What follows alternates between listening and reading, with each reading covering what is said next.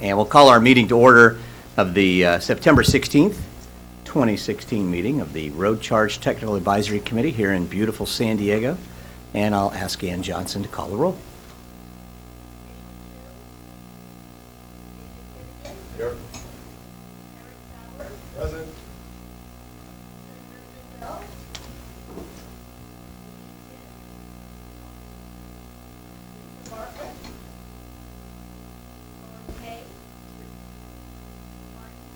Here. Here.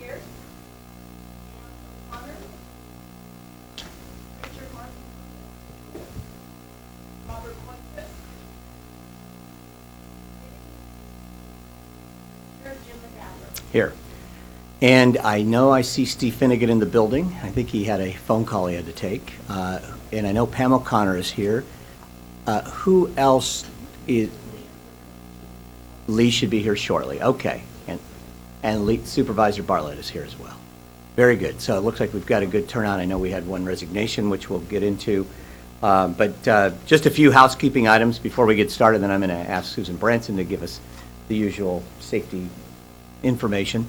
But as always with these meetings, and it's great to have so many folks here in the audience today, questions and comments from the public are always encouraged throughout the meeting. Just because the agenda says public comment at the end or what have you, we like it throughout the meeting. The podium over there, Ann will hold up the little speaker slips. We just want to know who you are when you speak so we can have it accurate in the minutes. So as I mentioned, agendas items 2 and 13 is public comments, but if you want to speak on something, please raise your hand and I'll call you. And just a reminder, as topics come up for discussion beyond what we have time for today, as we've been doing since we started this, the beginning of 2015, we will put those items in what we call our parking lot that might be discussed at an appropriate time in the future. So with that, we have called the roll. Gautam Hans has resigned from the Technical Advisory Committee. Commission staff is working on finding a replacement for somebody in the data security field and the privacy industry. If you have any suggestions, especially given what we have here in San Diego and so much in data security and IT, please let Mitch Weiss know. We'd love to find that person as soon as we can. Let's turn at this point to Susan Branson to give us our welcome here at the Caltrans. All right. You know, this is a wonderful building, a wonderful room, because the exit doors are very well marked. So in the event of an emergency, you exit these doors and just directly out to the right or to the left if you exit these doors. Restrooms are out these doors, down the hall, so turn left, turn right, and walk a ways down, and the restrooms are located there. So just want to extend our appreciation to Caltrans District 4, or District 11, for been traveling a lot. District 11 here in San Diego. We just greatly appreciate Lori Berman and her staff and her team for providing this facility. So. Great, thank you, Susan. Supervisor Bartlett is here. Let's go ahead then and go to item 2 on the agenda, and that would be public comment. Ms. Johnson, do we have some speakers? I know we have one because I walked in with him from the parking lot. All right. It's always great. San Diego's always got the best, you know, when it comes to the speakers. So let's start with Michael Bullock, who is from Oceanside. I believe Mr. Bullock also sent us some letters which were distributed earlier today. Mr. Bullock. Yeah, thank you very much. Honorable RUCTAC Chair and members, I'm Mike Bullock from Oceanside. I'm a retired satellite systems engineer, and I want to start by thanking you for the warm hospitality you gave to me at your August 2015 meeting. It showed me that you really did want to hear from the public, and I very much appreciate that. Now, as a systems engineer, I wrote and presented an Air and Waste Management Association paper that developed a set of requirements so that California light-duty vehicles would achieve a climate-stabilizing target. And as you might imagine, those requirements were in 2 classes. One was dealt with fleet efficiency, how we were going to have the fleet efficiency we would need in that target year for that climate-stabilizing target. And the other half of the requirements dealt with how we were going to achieve the per capita driving that went with that. Because if you know the efficiency of all the cars on the road and you know the per capita driving, you can determine if you are achieving a true climate stabilizing target. As a systems engineer, I would like to ask you this morning to please recognize that what we really need is a road use charge pricing and payout system. Road use charge pricing and payout system. And since we need a pricing and payout system, it follows that we need a systems engineering requirements document. A systems engineering requirements document defines what the system does. It will define the principles and characteristics that must be achieved. For example, it must be environmentally sound, it must protect privacy, and it can't be regressive, meaning it can't harm low-income drivers doing necessary driving. That's kind of a nod to the politics that we have here in California, that is a true statement. You cannot have privacy unless you can define what you mean by privacy. Otherwise, forget about it. You won't have privacy. So that's what you determine, and that's what a systems requirements document does. It would have a section on privacy, and it would define what it is, and then there will be an RFP process. That's the next step. After you have a systems requirements document, then you RFP and people will figure out how they're going to achieve that. So please recommend that a road use charge pricing and payout system requirements document be written. In its sections would need to approximately correspond to the 8 policy issues shown as A through H in that letter that you received. And I sent that really late. I'm really impressed with the fact that your staff went to the trouble to get that printed out this morning. And so I was happy to see that you They got... emailed it to us last night at about 8:45 p.m., so... I appreciate it. Well, that's even better. That's even better. You've actually got the file. And I was happy that you had that 10A in there. However, the presentation that you're going to get on 10A, I noticed, I printed that out, it has a lot of very interesting detail. Its conclusion is that a 1.8 cent per mile increase in cost may or may not impair the adoption of plug-in electric vehicles. So that means that the road use charge pricing and payout systems impact would have to be continually estimated, and the price would have to be continuously adjusted, because and that's something that you need in this pricing and payout system. You need to be able to adjust these prices to accomplish what you have to accomplish. So anyway, at this point, please adopt the principle that the pricing and payout system must not prevent California from achieving its goal of regarding light-duty vehicles, whatever they determine that is,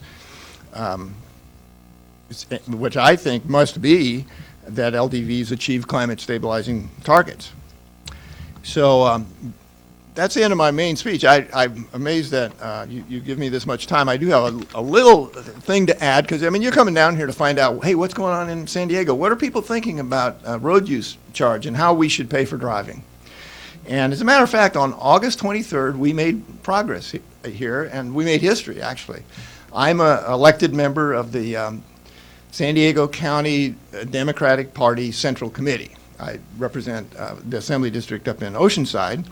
And on the 23rd, we had a very fair forum to discuss how we felt about a sales tax to fund, about 40% of it is going to be probably road maintenance. You know, they put it in there as infrastructure for cities. But we know the cities will use most all of that because they need it so badly for road maintenance.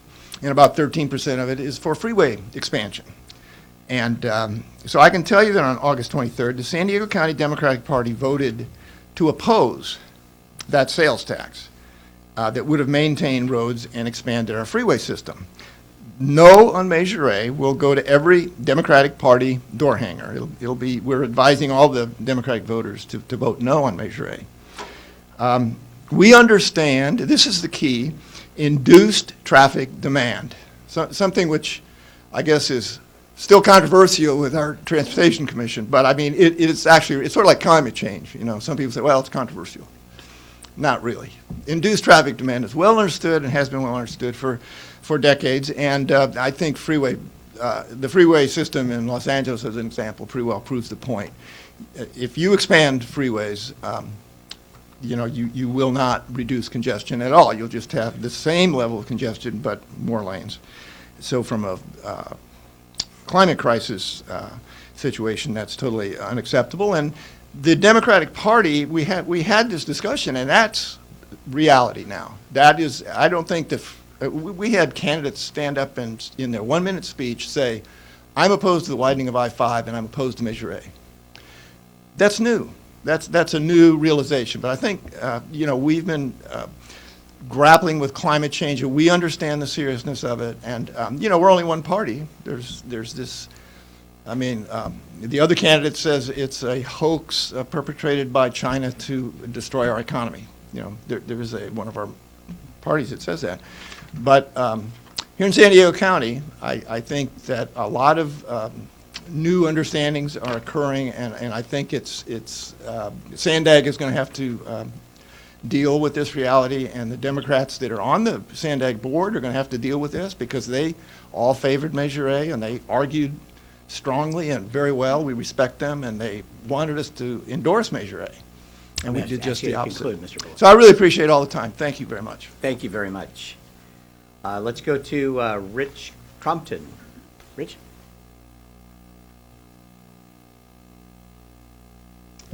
Good morning. My name is Rich Crompton, and I am the Director of Public Works for San Diego County. And first, I applaud your efforts on what you're doing with the road usage charge and in your technical committee here. And I really appreciate, I was very excited when I saw the San Diego meeting added. And so thank you for coming down here to San Diego. I want to make it real clear from my perspective, I'm a public works bubba. I'm not political. I've got to live and work with the revenues that we get from the state. The gas tax, sort of the dynamic, and you all know this very well, we can trace it back to about the year 2000 when it became 36 cents a gallon. And a gallon of gas back then was about $1.20. So the tax was about 30% of a gallon of gas for the price. Today we're at 27.8 cents a gallon. Price of gas, $2.70, $2.75 is about the average. So the gas tax is now 10% of the price of a gallon of gas. On the revenue side, we get now about $51 million, San Diego County, from the gas tax. Sounds like a lot. It's about half of what we need. Our PCI, or Pavement Condition Index, is declining in the county. We're down to about a 60 PCI. I talk through CSAC with my counterparts. I meet with them. This dynamic, as you all know very well, is occurring across the state. So and my point that I really would like to drive home here is I'm very confident you'll come up with the way of how to do this. Right now I've got a little adapter plugged into my car, and so we're going to figure this out. Is if this gets adopted, how will it be done? And so I know I have great confidence you'll do that. I know it's maybe my confidence. I know you've got to actually do it, so it's easier said than done. But my nugget is, as this road usage charge goes to replace the gas tax, please take a look at that revenue that's going to come out of the other end of this program so that it doesn't replace the gas tax at the current underfunded rate. That we have a program that gives us, in California, the revenue we need to not just keep our roads where they are, but to bring them back up to where our citizens want them. So thank you very much. Thank you, Rich, and I will just say that I hope that the board or Helen will let you go up to Sacramento at the right time, because we could sure use testimony such as yours in front of the California State Legislature. I mean, Norm Ortega and I were just at the American Public Works annual meeting, and that's probably one of the best attended sessions usually is when we talk about road charge, because people like yourselves, the folks that have to keep our roads smooth, recognize the fact that the gas tax is an unsustainable funding source long-term, and it's going to continue to get worse, which is why the legislature put our group together so we could look into alternatives. As to setting price, that is a function of the legislature, and they're usually afraid to raise taxes on anything. So it's important that they understand the realities that you're facing out there, and that pavement index and what CSAC and the league does when it comes out with their annual report on road conditions are very important. So thank you for those comments. Very much appreciate you being here. Let's go to our next speaker, and that would be Kimberley Dodson. Kimberly?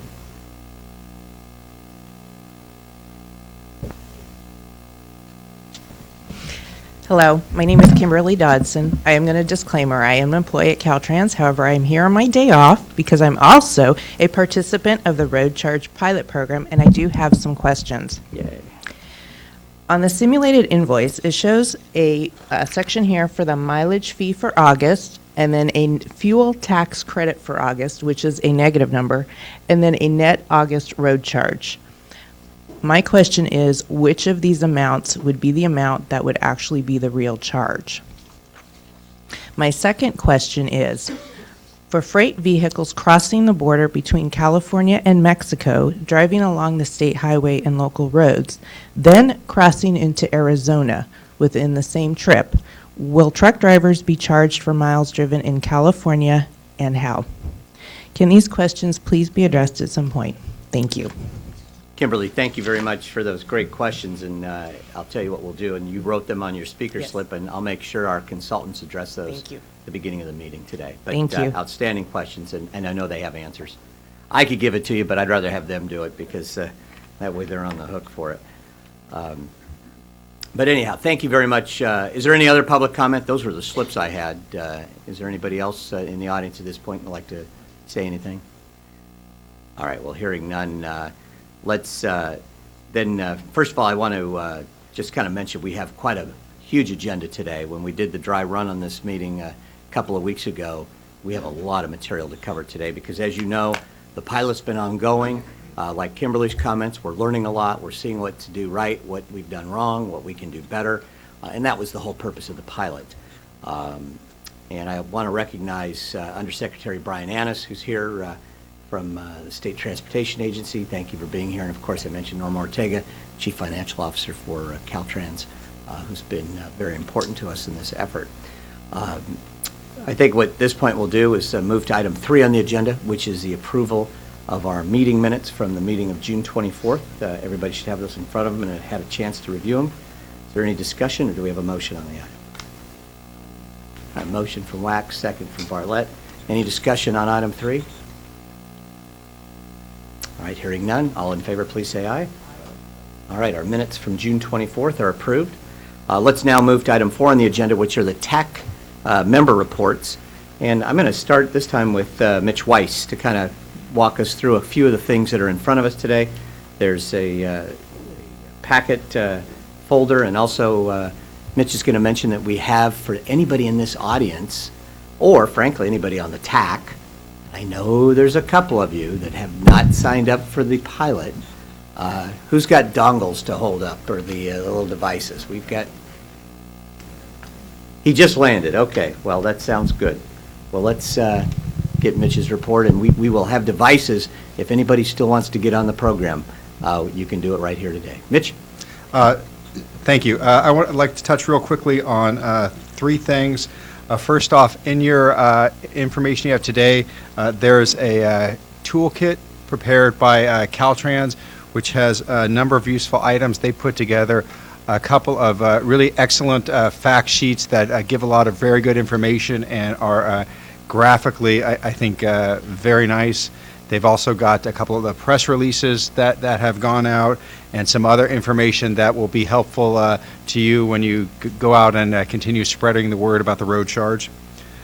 The second thing I would like to mention is that the Legislative Analyst Office just came out with an update on the road charge program.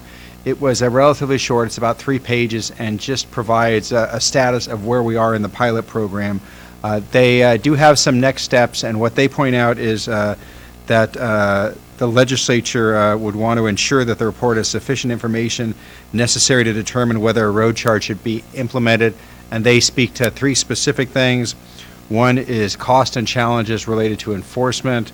The second is privacy concerns. And the third is overall administrative costs. So none of these are particularly new items, but I wanted to call everybody's attention to that. I emailed out a link, I think it was yesterday, to that report. And the third thing, as Chair Madaffer mentioned, if there are members of the committee who haven't had an opportunity to sign up, we will have the mileage meters here, and we will be able to help you out with that. Thank you. Thanks, Mitch. And I don't know if any of you got a chance to see the LAO report. It was pretty good. I mean, it was an update. It didn't say anything glowing. It didn't say anything negative, but it was kind of a status report. And I think it may not be a bad idea that if Mitch, perhaps you and Carrie work together in terms of maybe at least a letter, and it could certainly be from the TAC, acknowledging receipt of their report and, thanking them for staying engaged. I think them following this issue is very important because, let's face it, the legislature listens to them. They do advise them, and as one of the speakers just mentioned a little bit ago, setting the rate, which is not really in our wheelhouse, will be something the legislature does. And it just, I think, keeps them on point that this is a serious issue when it comes to what money we do have coming in to repair roads. All right, that'd be great. TAC member reports. This would be where members of the Technical Advisory Committee or staff can kind of report on meetings that they've attended. Mr. Wax, Professor Wax. 2 days ago, I was a guest speaker for Toyota Motors, and I spoke in Torrance, and I was linked to, I think it was 6 other facilities where it was essentially a webinar, and I gave them a progress report, and there were about 50 people who listened in and participated from government affairs and corporate planning. And essentially, for this body, the important thing to say is that everybody was pretty much expecting that the future will bring a road charge, and they are including that in their product planning and corporate planning. Thank you. Thank you, Professor. Any other members of the TAC? Norma, do you want to talk about the APWA or any other things that... Oh, no problem at all. Norma and I did speak at the American Public Works annual meeting as we did last year, and again, it was very well received. A lot of people interested in it. Trucking interests were interested as well. So it was good to see that group wanting to keep abreast of what's going on. I can't remember some of the other things. There's been so darn many of them, and I probably should have written them down, as I normally do, but I didn't. But there's been a number since our last meeting of appearances that at least I've made talking to folks about the road charge program, and the interest is high, and people are very interested in seeing this thing move forward as it has been. We've got a couple of things upcoming. There's the Hawaii Department of Transportation's coming up. I think, Carrie, you're going to be speaking to is that set to speak at the American Trucking Association? Yep, so that'll be good. And it's interesting, Eric from California, has totally embraced this, and the American Trucking Association hadn't been so warm on it, but maybe they can get a little bit warmer as they see that this reality is probably moving.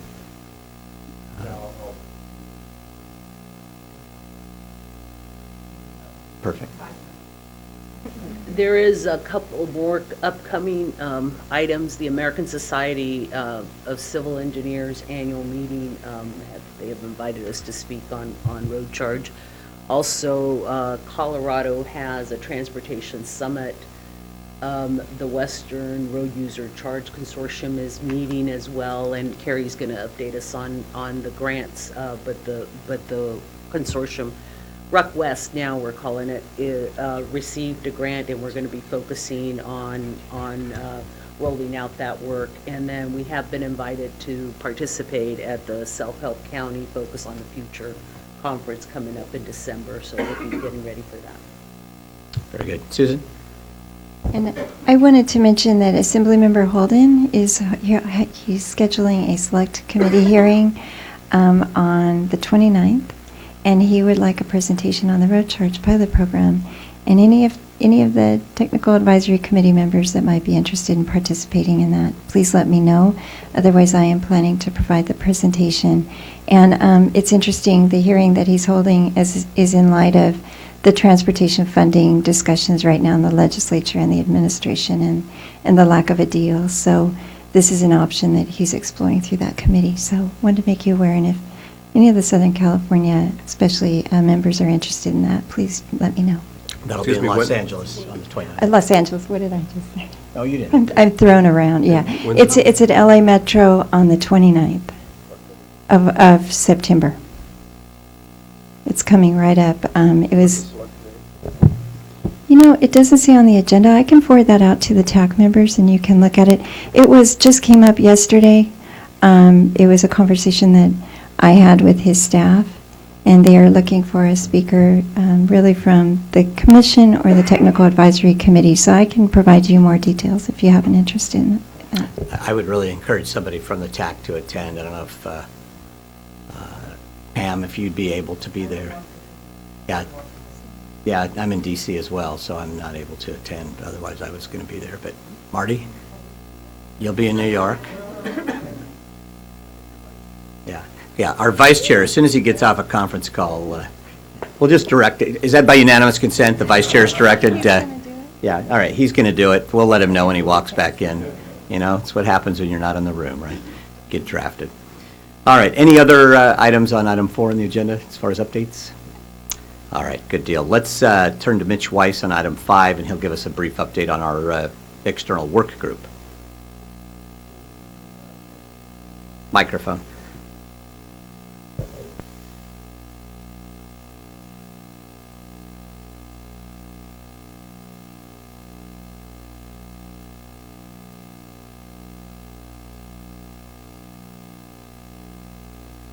Take this one, maybe.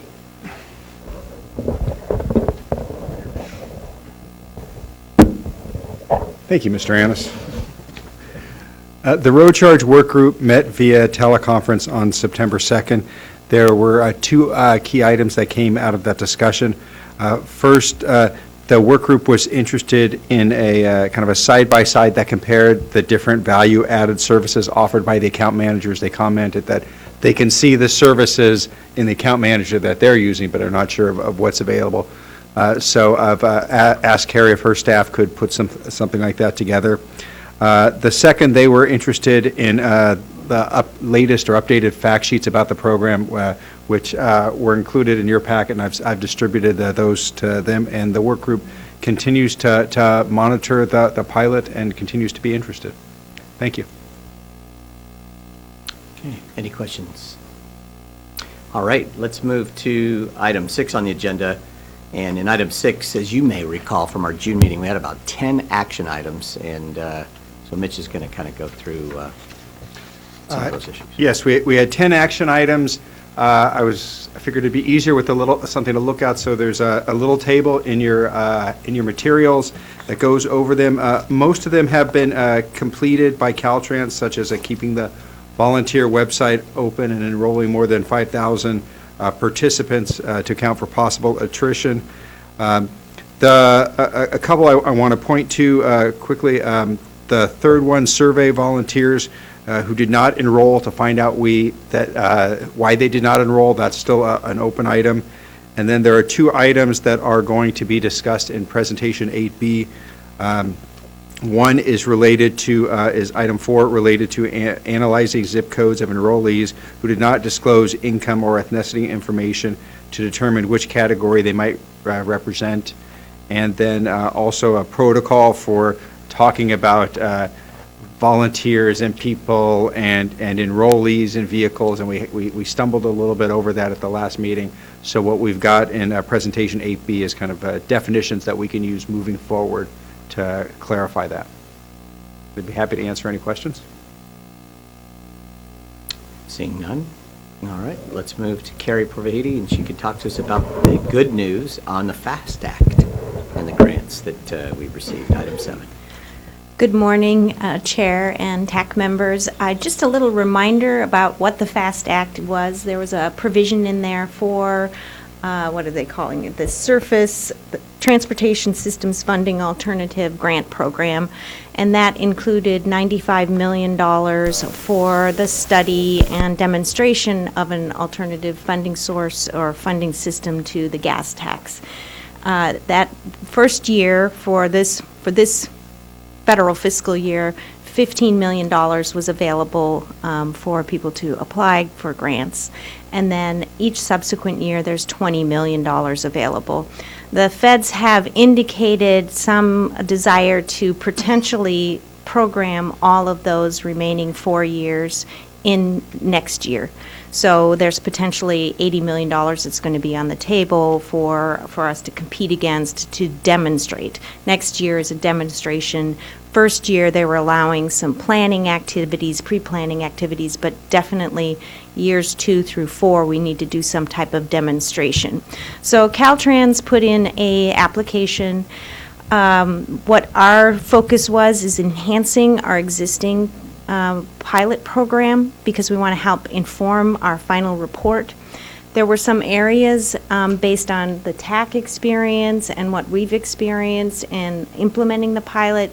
There is a need for an outreach education program, not necessarily just about road charge, but how transportation is funded, how the gas tax works, and where the deficiencies are, why we are in the situation that we are, and the possible solution of road charge. So we're putting together an outreach plan, and hopefully we'll be able to implement some of it. I mean, that's a big lift to be able to do something statewide.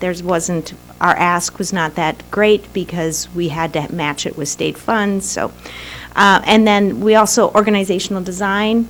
As you know, during our pilot program, we are looking at organizational design, but is at the 3,000-foot level. We need to kind of get more into the weeds, so we've partnered with Department of Motor Vehicles.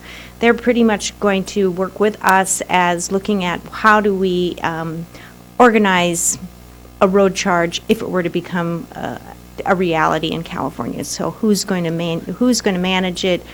What other departments are going to be involved in the process? The other thing that we talked about during the TAC phase was paying at the pump, and how difficult it was with Oregon when they did their initial pilot of doing paying at the pump, and the cost was very prohibitive because they had to retrofit all of their pumps and have a device in the car. And so we thought, well, that was many years ago, and technology has advanced pretty rapidly. So we want to investigate whether or not there is some solution out there to do pay at the pump and the charging station.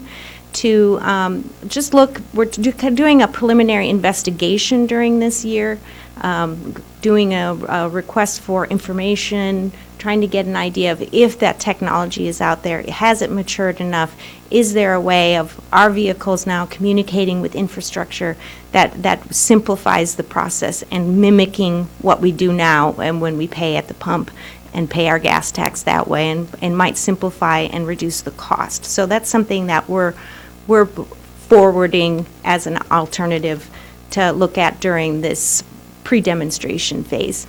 And then, as Norma mentioned, Western Ruck, or Ruck West, now has also applied for a grant. Not all the states are participating in the grant program. The majority of them are.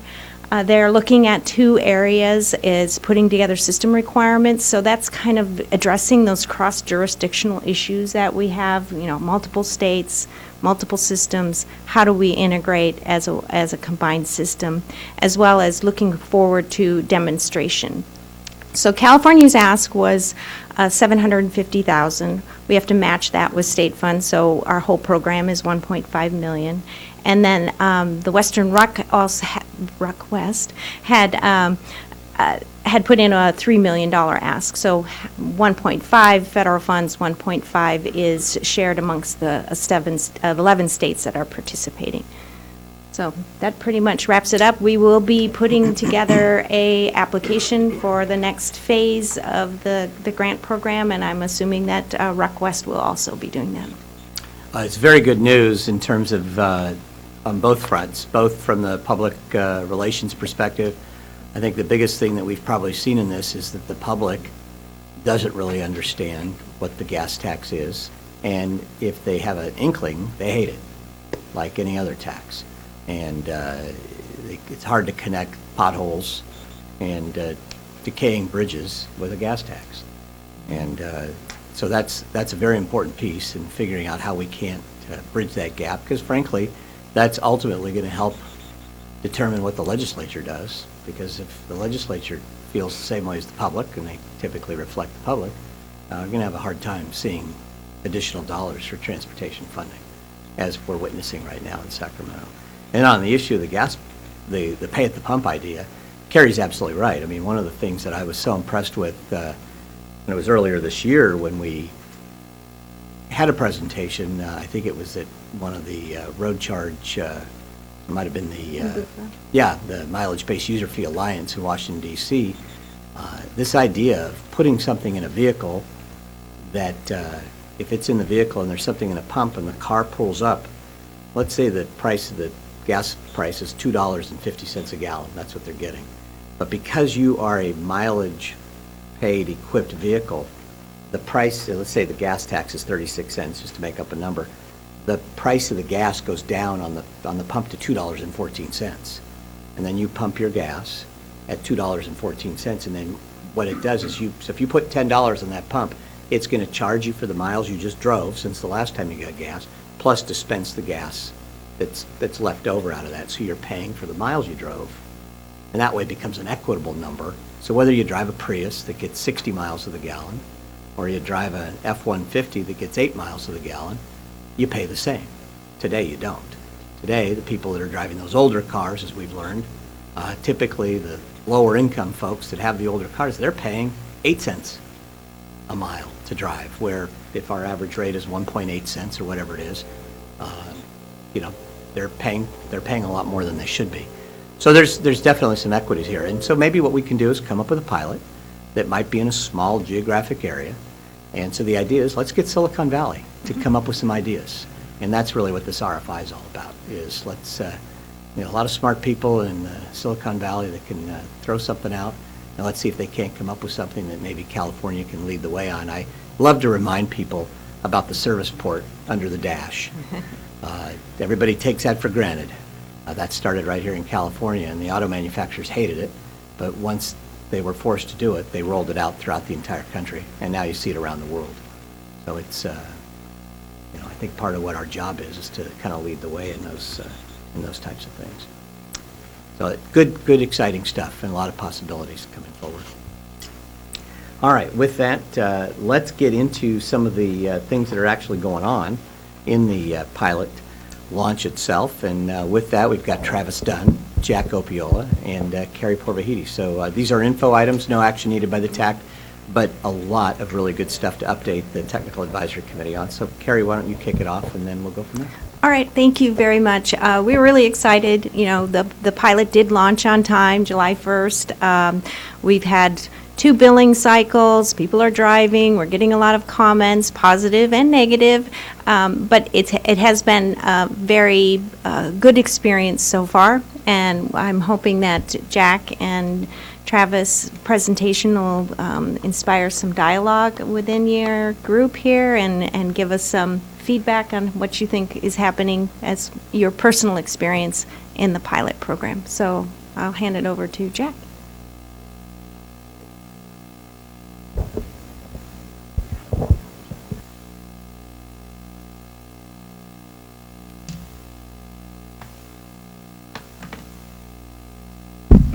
Good morning, everyone. I'm Jack Opiola from D'Artagnan Consulting, and I'll give you a presentation on the operations and the project from an operational standpoint. And Jim, thank you very much for having this meeting down here in San Diego and the TAC. It's great to be back here in San Diego. Just as a refresher, and you've seen this slide before, but just catching back up, the project was divided into 4 phases. We're currently in phase 3. And the TAC recommendations report, the design and procure, and the recruitment has taken place, and we're currently in progress for the live test and the live evaluation, the independent evaluation. And our major actions, which I'll describe today, have been the conduct of the live test, the enrollment of the volunteers, and I will not cover the independent evaluation. Mike Warren from CH2 has a presentation. In fact, you are going to have 4 presentations this morning that are tightly interrelated. I'll talk about operations. Travis Dunn will talk about demographics of the enrollments as of the 5th of August. I'll come back and talk a little bit about lessons learned to date, and then afterwards, Mike Warren has the next presentation on your agenda as 9, which will talk about what the public has been saying, because we're not involved with that portion. That's the independent portion that you wanted. So I'll cover these subjects. So let's talk about the launch. Starting the launch and going into the program, we had a number of volunteers. The volunteers basically break out over about 8,000 people, about 10,000 vehicles, or an average of about 1.23 vehicles per person. In the light commercial fleets, we had 6 companies enrolled, which represent 243 vehicles. From the heavy side, we had 9 companies representing 56 vehicles. We had other vehicles, which were the other categories: tribal, out-of-state, and then agency vehicles. Now, to be honest with you, this is an ugly slide. All of those numbers change because people drop in and out of the test. I think the easy thing, if you're talking to the public, to apply is essentially we recruited about 50% of those volunteers. So when you start talking about numbers, if somebody asks you in a presentation where we are, we have approximately 4,000 people. We have 5,000 vehicles enrolled in the program. And the totals are, you don't need to worry about, because those numbers, as I say, change daily. But at least with using the 50% rule, you have easy numbers to remember, and those numbers should hold true for the rest of the test. From a customer's perspective, this is the invitation notice they had to enroll. The enrollment process actually had several steps. In some cases, we had to send reminders to people because we sent them an invitation. We did not see them enroll, so we had to set up a number of reminders to them to get enrolled. We handled enrollment through the website, and through the website, they had a choice for their options with a commercial account manager. In this case, it was either a Zuger or DriveSync, or they can go manual, which was what we call the California State Account Manager, or the CalSAM. Going through the process, they provided their information. They signed a participant agreement that said they would volunteer their miles to the program during the test. They selected their vendor. They got enrolled with the vendor, and then the vendor took care of, if it was, for example, someone that was going to put one of the OBD2 devices into their vehicle, that device was sent to them. When they plugged it in, the acknowledgement that they are plugged in and connected went back to them. So several steps went on in the process to get a person from volunteer to enrollment. And again, I'll be followed by Travis Dunn, who will give you the demographics on that enrollment. Just looking at the private vehicles, this gives you the curve, the cumulative curve of the enrollments, and the numbers indicate on different dates the numbers that we had enrolled. There's different ways to do enrollment. We chose from lessons learned on past programs to do this in a batch method. And by a batch method, we had batches from the size of 1 to 10 to 100. In one case, one batch was over 1,000.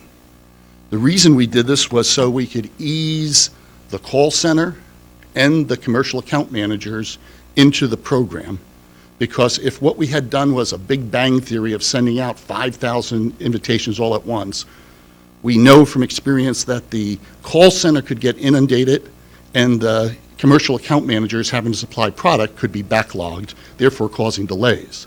Secondly, allowed us to retune these batches to what you asked us to do on your matrix. And we looked at the more difficult areas first and invited them so that we get multiple bites to re-invite them to get involved with the program in order to meet what we thought were going to be the niches of the demographics. And again, Travis will cover those later. From the customer's perspective, for support, we're running call centers. We run a general call center that's for the road program, and then each of the account managers runs their own call center. These are interconnected, so calls that could come into the general support that have to do with your account, they will redirect you to the account manager, and the account manager will pick up the call. It's quite amazing, actually, when you look at the volumes.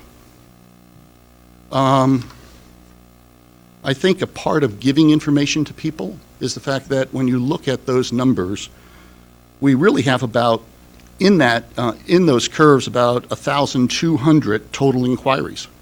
About 14% are from the call center, and about 86% are from emails.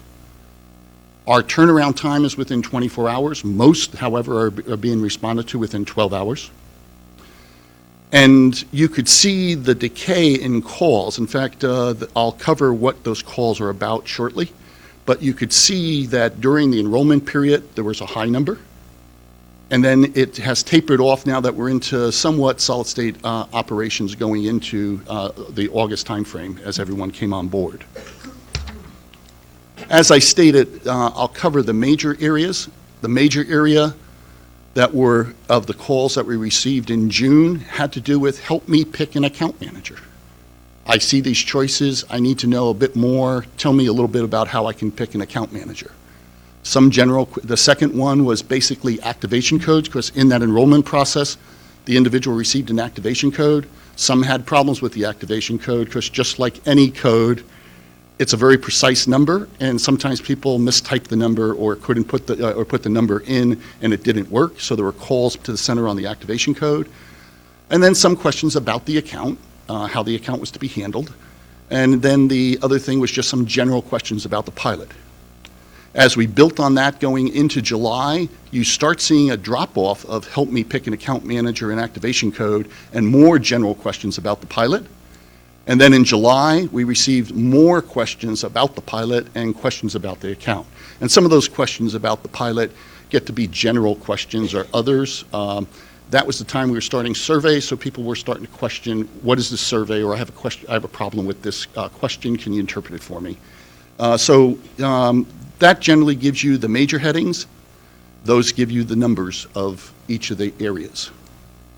Other support topics that were addressed, and these are really minor. Even if you look at the top one about people that call that want to be unsubscribed, that was 37. That's like 0.7% of the people. There were various reasons for that. Some gave reasons, some did not. For some of the ones that we received, they're the natural things that you would expect. A death in the family, and so therefore a dropout of the test. Some people turned around and dropped out because they moved out of state or changed locations. Others, just as I said, did not give an answer, but where we could capture, we're capturing that information through the call centers. And of course, you can see the other subjects that are there. The scheduling of odometer readings, if you remember in the manual process, we have centers at the community colleges, so some were trying to call the call centers so that they could get their appointment moved or changed.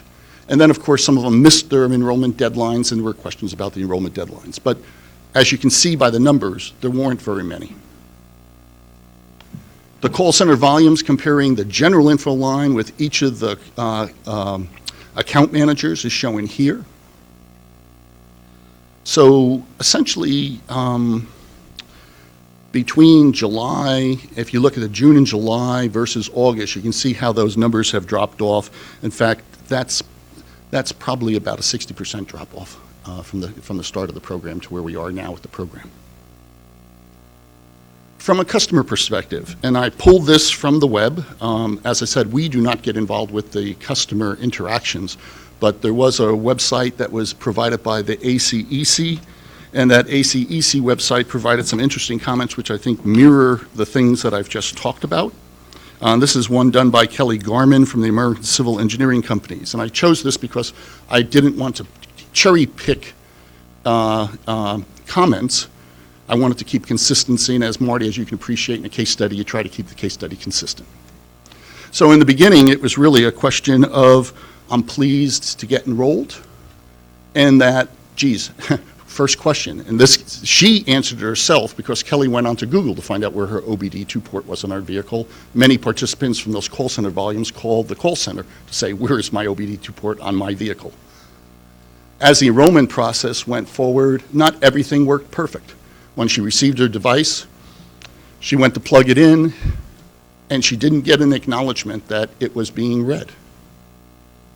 What we found, in this case, the account manager noted that the drive was sent and what did not come online, waited to see if it came online, and then when the call came in, matched their data back with the participant and recognized that the device that was sent to her had a mismatch in its firmware with the type of vehicle that she was driving.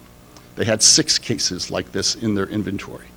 They tracked each one, replaced the dongle, or replaced the OBD2 device, sent it to, in this case, Kelly, or to the other 6 people. And basically, when she got it, she was pleased with the account management because they contacted her, stayed in contact with her throughout the process, sent her the new device in the mail, and when she plugged it in, it instantly came online, and she recorded that it had come online, and she had gotten the acknowledgement back from the account manager that she was now online and into the test. So again, everything doesn't work perfect, but part of this test is an issue of testing different various aspects of what works and what doesn't work. In this case, I think the account managers are doing an excellent job on managing the accounts and staying on top of their business. Surveys are out to people, and as I said, I'm not going to address that. Mike Warren's going to address what those initial reactions are, and then you could judge based on what you saw from Kelly how everyone else is looking at the program. I'll talk about operational data from July and August. The July summary data. Here's the data that was reported as of the 19th of August, which represents the data that came out of July. As you saw at that point, we had about 5,100 vehicles in the program broken out across those account managers. You can see by the numbers, Azuga has the larger number of the accounts or enrolled vehicles. I'm entering the concept of compliant vehicles, and what this means is that at the end of July, based on your participant agreement and the selection of the technology, did you report your miles or did you take the actions that you were supposed to take? Now, on something that's technical, like the telematics or the dongle, it's of course reading it automatically and making the cutoff date. But for people that had manual operations where they had to take a picture of their odometer or they had to turn around and get a reading, not everybody follows suit. And so what we end up with is really in that compliant column, vehicles that either one with a dongle received it and didn't plug it in, or did not take their picture on time or did not make the cutoff date with their data into the account. So we have put special attention on that, and I'll come to that in the next slide. As far as account data reported, this gives you the number of miles that were recorded of the 5,000 vehicles, the total of the road charges applying the rate to those miles, presenting to them what the tax credit would be based on the type of vehicle they drive, and then, of course, the difference between those two. And rather than saying net revenue, that may be better just saying what the difference is. When we go into August, we start seeing a different picture. Yeah, hold on one second. Lauren's got a question. And so why is there net revenue?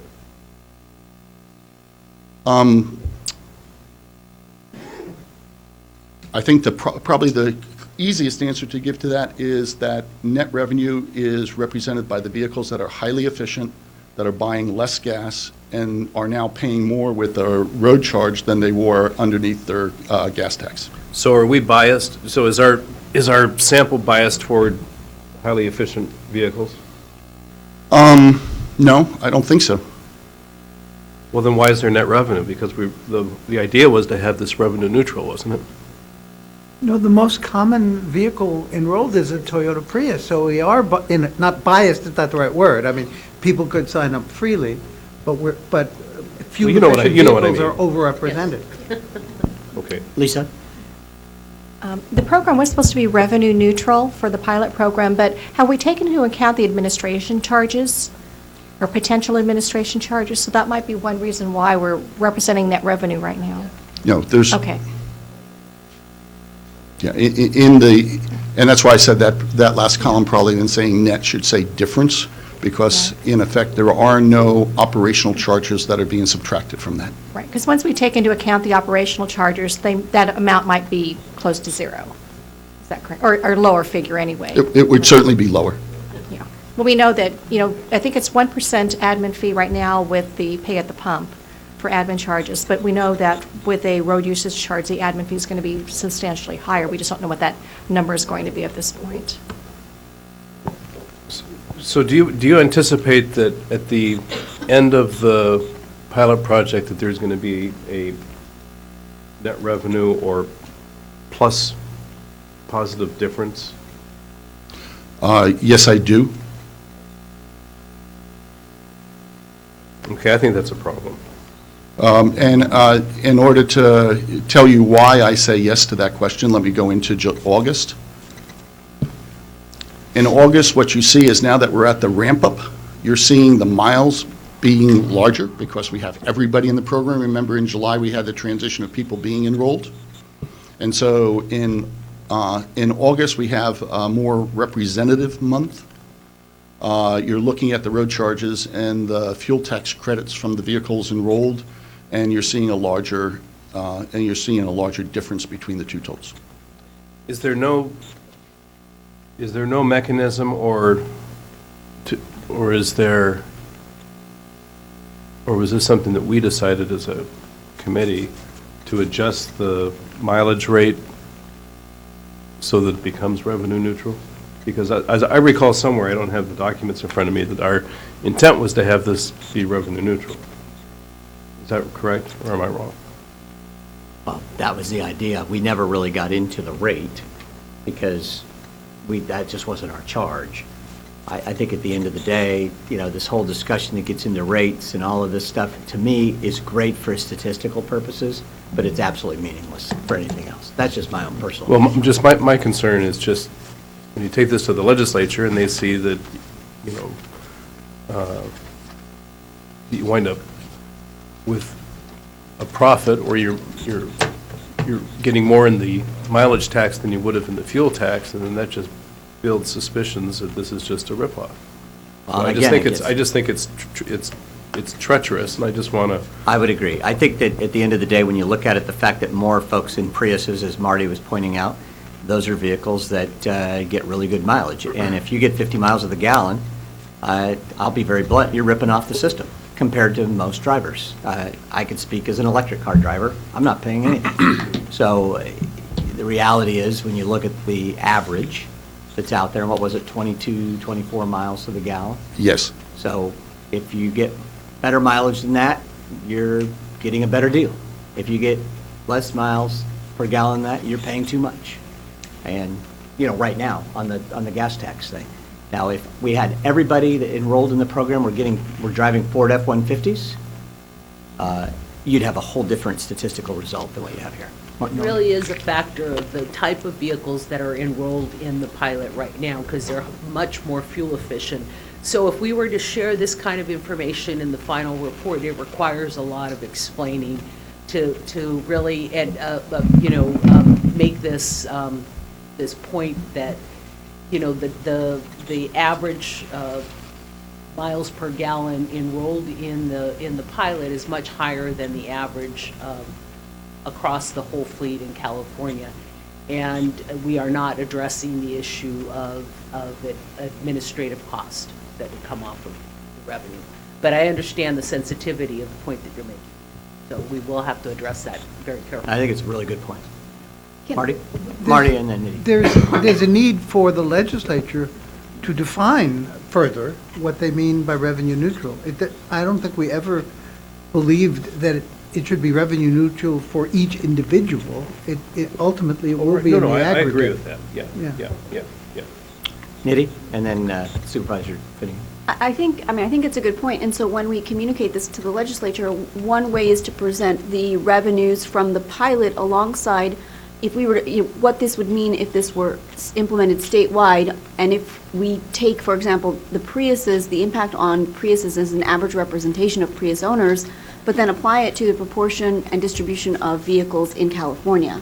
And putting those numbers side by side can give an indication that although the pilot resulted in this outcome because of disproportionate representation of high-efficiency vehicles, when applied to the state writ large, it will surely present a different outcome, and I think that may be one way to And address see what that. happens when you have a senior information scientist from the RAND Corporation on this technical advisory committee, and she's spot on, because that's what the legislature, and I'll look to Mr. Annis, I mean, that's what we need, the governor needs to understand, that's what folks need to understand. This pilot is only as good as those people who volunteered. And if we have a bunch of, and frankly, look who volunteered, people that are already interested in fuel efficiency, people that are already driving fuel-efficient vehicles. They get it.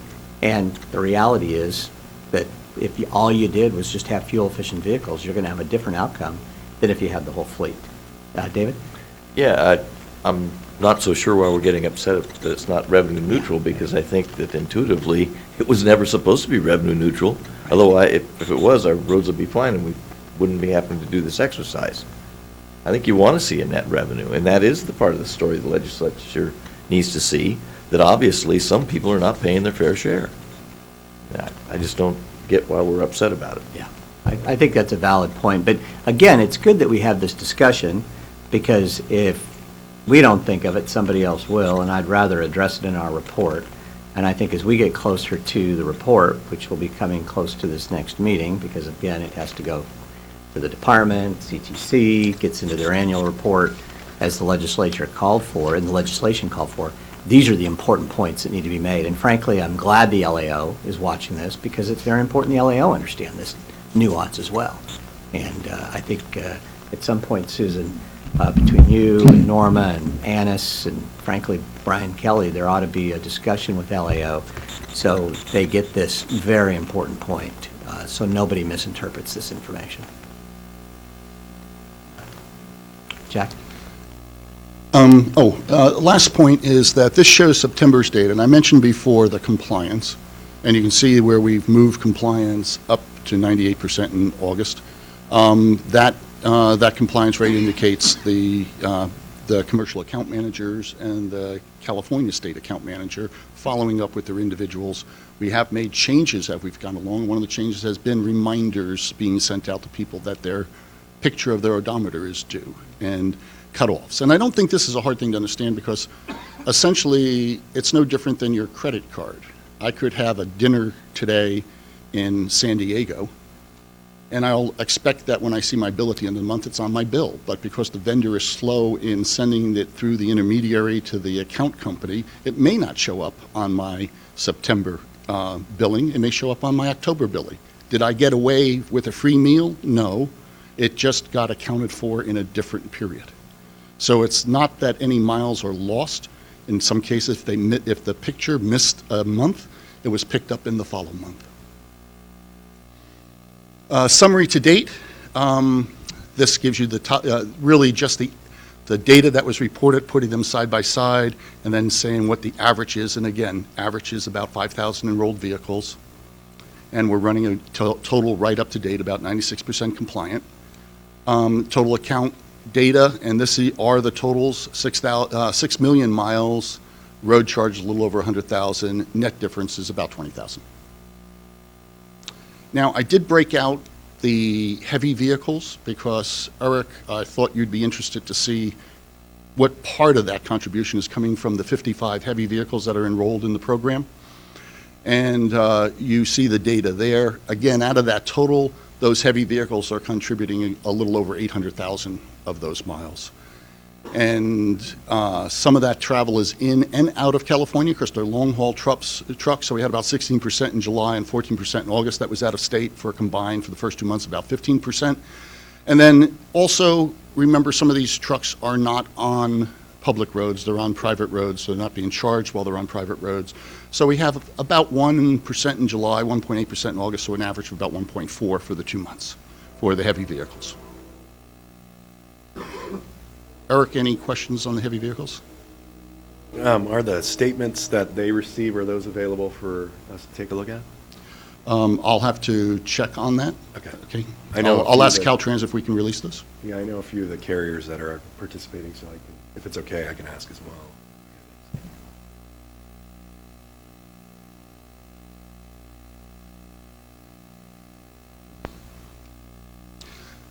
Okay, based on where we are right now in the test and the way that the test is going, I think it's going very well.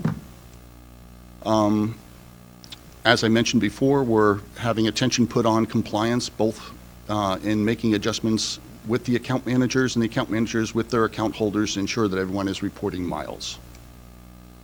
That entails keeping the devices plugged in, and that is something that's specifically monitored, taking the odometer photos at the prescribed intervals, and purchasing time and mileage permits on time. We have had some issues with telematics mileage reporting functionality. Some of those have been some interface issues, but one of the realities is that while we may think that telematics is a mature market, it's still a developing market. In August, for those people that have Acuras had an outage of their telematics server for about 10 days, and it happened at the end of the month. And so those type of IT issues exist, and having the test and seeing that, we can now expect how to better handle some of those issues in our recommendations going forward. Smartphone methods. We've had some complaints about smartphones. One of the complaints has been battery drain.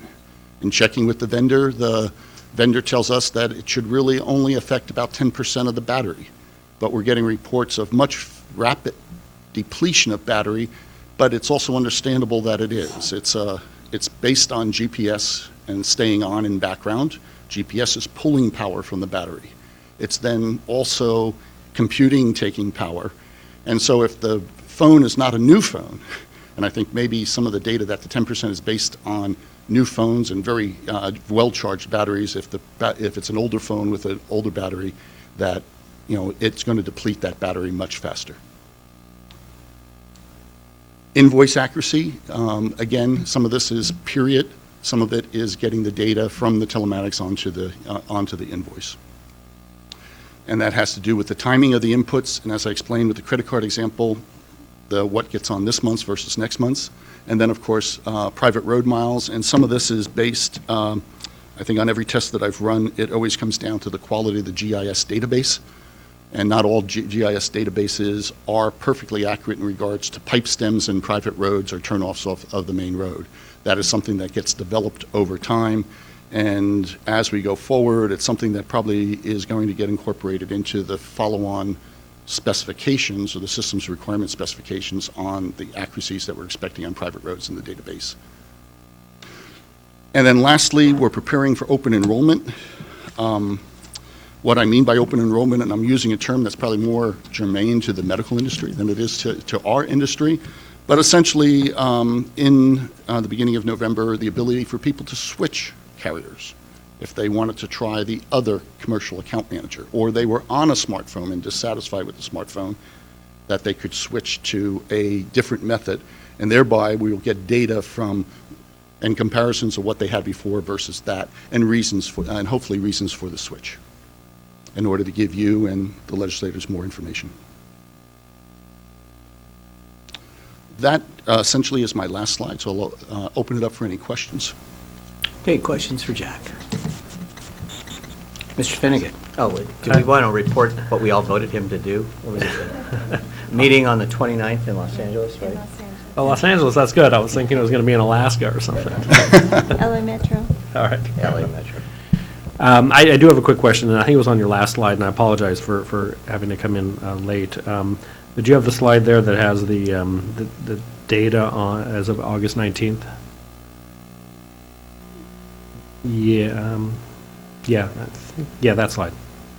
Just two quick questions here, and I apologize if you went over this. That's been updated since then. Yeah, okay, great. The difference between compliant vehicles and enrolled vehicles, I'm sure you said what that was. The compliant vehicles. Definitionally? The definition are those people that are actively participating by reporting their mileage on time, okay, and abiding by the participant agreement and the specifics of their. So if this were for real in operation, they would be the ones who would not be renewing their registration or something like that if they were not compliant at some point. Yes, although we did have one. We are seeing some odd data in that. For example, on one of the people that we thought to be non-compliant. From the CAM, we were able to get information that said that when they checked with the person, she enrolled a vehicle that was a seasonal vehicle. She only drives it in the winter. And so she hadn't put the dongle into her car because she's not driving the car yet, and she didn't want to worry about battery drain. Right. And then one last question on the net revenue figure there, that's now 11,000 or so. The fact that there's a positive number there, and tell me if you touched on this already, but that tells me that the fleet of vehicles in the pilot is on average more efficient than the average vehicle on the road in California. And that would be the only reason that number isn't zero. Is that right?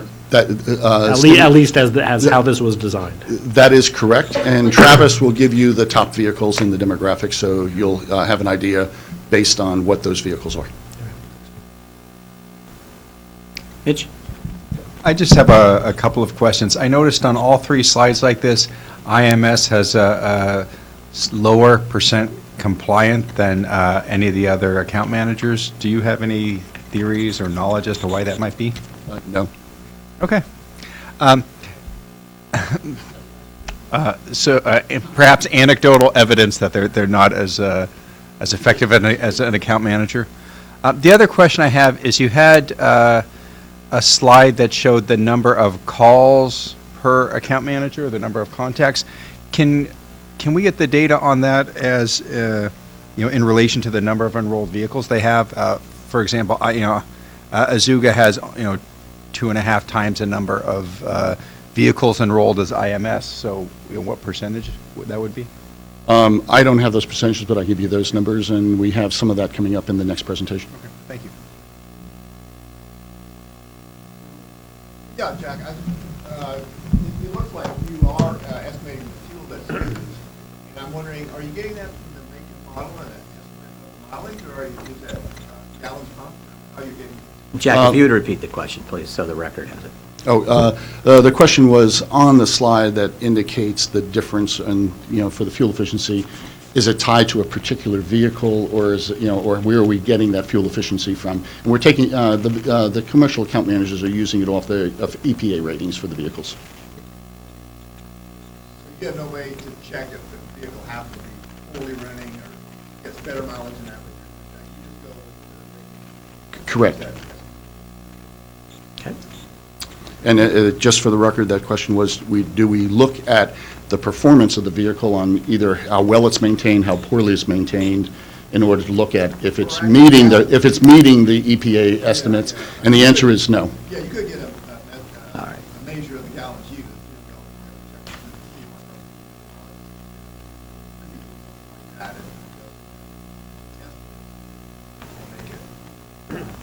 Car specific rather than making Well, again, for the purpose of the test, We are doing it by make and model. That's the way the EPA keeps the data. But in regards to the next factor, which is qualitative factor of how well maintained that vehicle is it tuned, depending on what roads it's driving on, because obviously if you're driving on a mountainous road, it's probably consuming more fuel than it would be if you're on level ground.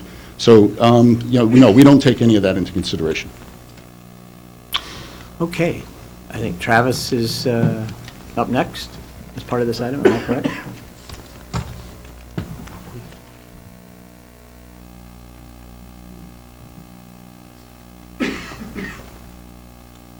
Thanks, Jack. Thanks, Carrie. Thank you, Jack. Chair. Good to be back. Good morning, everybody. I wanted to start by a quick footnote to the last answer. There are a few vehicles where the device is actually measuring fuel consumption on one of the account managers for some of the vehicles on which they have that ability to detect the fuel flow. But for the majority of the vehicles, it's the EPA estimated.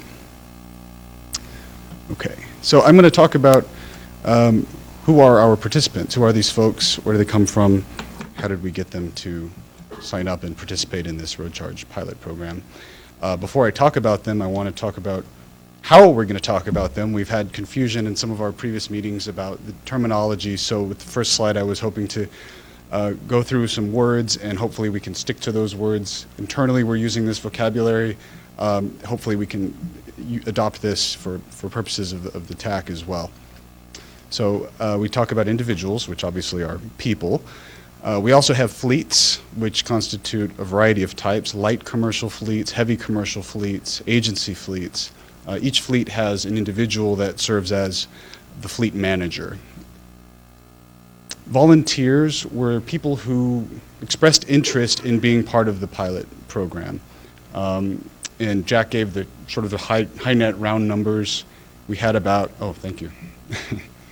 We had about 8,000 individuals who volunteered 10,000 vehicles. So those are the volunteer numbers.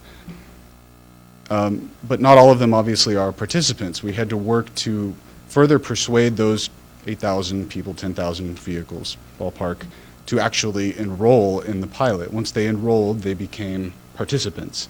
And as Jack said, we had about a 50% success rate. So out of the 8,000 people, 10,000 vehicles, we have about half, 4,000 people, 5,000 vehicles who are participants. And what that means is they administratively completed the sign-up process, they signed the participant agreement, they agreed to share their mileage data, they set up an account with their account manager with a password and a login, they got their mock payment details, credit card, voucher numbers, and they ordered a device or set up some sort of an app if they were using a smartphone method and so forth. Vehicles are the vehicles that are enrolled by the participants. So a lot of folks have more than one vehicle on a single account. So when we talk about participants and vehicles, the 5,000 number applies to vehicles, the 4,000 number is the people that own them. So there's about 1.2 or so vehicles per person. So what is the participant number exactly? The vehicle number, I think, is 5,022? The vehicle number is about 5,000, the participant number is about 4,000. 4,000, okay. And I have the precise numbers on a coming slide as of August 5th. But as Jack said also, these numbers literally change every single day as people continue to trickle in and some folks drop out for various reasons. How did we convert those volunteers to become participants? As Jack mentioned, we did a batch process. We started on June 13th. We wanted to start ahead of the July 1st date so that we could get a sort of a running start with people enrolled and ready to report mileage on July 1st. And we did small batches at first, 50, 100. We would send those invitation emails out, starting with the highest priority recruitment targets, the ones that we thought would be the most difficult to meet, low income, rural. We thought by starting early, we can hit them with multiple reminders and give them a longer time period over which to hopefully complete the enrollment process. Because there's a lot of steps to get through that enrollment funnel and become a participant. You have to provide a lot of information, mailing address, set up a username and password, which can be problematic, especially for folks who aren't used to working an online environment. We did offer, of course, an offline participant option. We have 3 offline participants who don't have an online account. It also allowed us, doing it in batches, to assess the effectiveness of the invitation message itself. So we made a few tweaks to the invitation email, to the reminder notices. We were able to monitor how many of those invitations did people click on, how many did they open, and compare if we did more than one type of message, which one worked better, so that for the next batch we could utilize the more effective messages. And I think the third bullet up there is the most important one. Jack already talked about this. We didn't want to send 8,000 invitations out at once and then slam our call centers for the account managers as well as the general call center. We would have had to staff up tremendously to have sufficient volume of agents to answer calls and emails for a couple of week period. It's kind of like a spike and then it drops off suddenly. By doing it in batches, you're able to more even out and have a smaller staff of folks better equipped to handle customer inquiries. By the end of July, all of the volunteers had received an invitation. And the reason is we had about, as Jack said, about a 50% enrollment rate in the end, just shy of 50%. So in order to get to the total of 5,000, we ended up having to exhaust all of the volunteers and send an invitation to all of them because not all of them signed up. They didn't tell us why they didn't sign up, they just didn't sign up. We tried to hit them with as many reminders as possible, as politely as possible, in as many different ways as we thought we could get their attention. But in the end, we got about a 50% success rate, which according to our account managers, they were very surprised actually and impressed by that type of a conversion rate, given that the only means we had to reach these folks was email. On August 5th, we reached the magic number of 5,000 vehicles.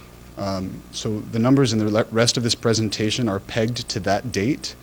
The number today is a little bit higher. I think it's 5,064 as of today, or this week anyway. As I said, the numbers go up and down every day. But for purposes of this presentation, we wanted to give you a snapshot in time on August 5th. For the types of information that we're presenting today, percentage of folks in North Central South, for example, they're not going to change very much even as the number around 5,000 goes up and down a little bit. So at least at a high level, you'll get a sense of where we are. There's the conversion rate. As of August 5th, it was 47.9%, just shy of 50%. This chart is the same one that Jack showed, shows the enrollment trend over time, but broken down by the 3 account managers for the light vehicle side. So this doesn't include, and individuals rather, it doesn't include any of the fleets. So light fleets, agency fleets, or heavy fleets. What was interesting is these numbers hardened pretty fast. The ratio of folks that are in Azuga versus IMS versus CalSAM was established within the first 10 days, and it didn't vary significantly after that. And as you can see, for the light vehicle, individual private vehicle component, where the target was 4,500, we achieved that in late July. So as of August 5th, this chart is reminiscent of the matrix, so it's got 4 quadrants. We have 8 companies on the heavy commercial fleet side, and they have 55 vehicles across those 8 companies. For light commercial fleets, we've got 6 companies, and together they had 243 vehicles as of August 5th. That number has actually gone up a little bit since then, but as of August 5th, it was 243. For individuals, so private vehicles, about 4,000 people with slightly over 4,500 vehicles, so it's about 1.14 vehicles per person in that category. And then we have an other category. We have 5 public agencies that have about 150 vehicles, including Caltrans, including vehicles from the San Diego district. Thank you very much, Caltrans. 6 out-of-state residents with 6 vehicles, and 4 from tribal areas. So altogether, 5,022.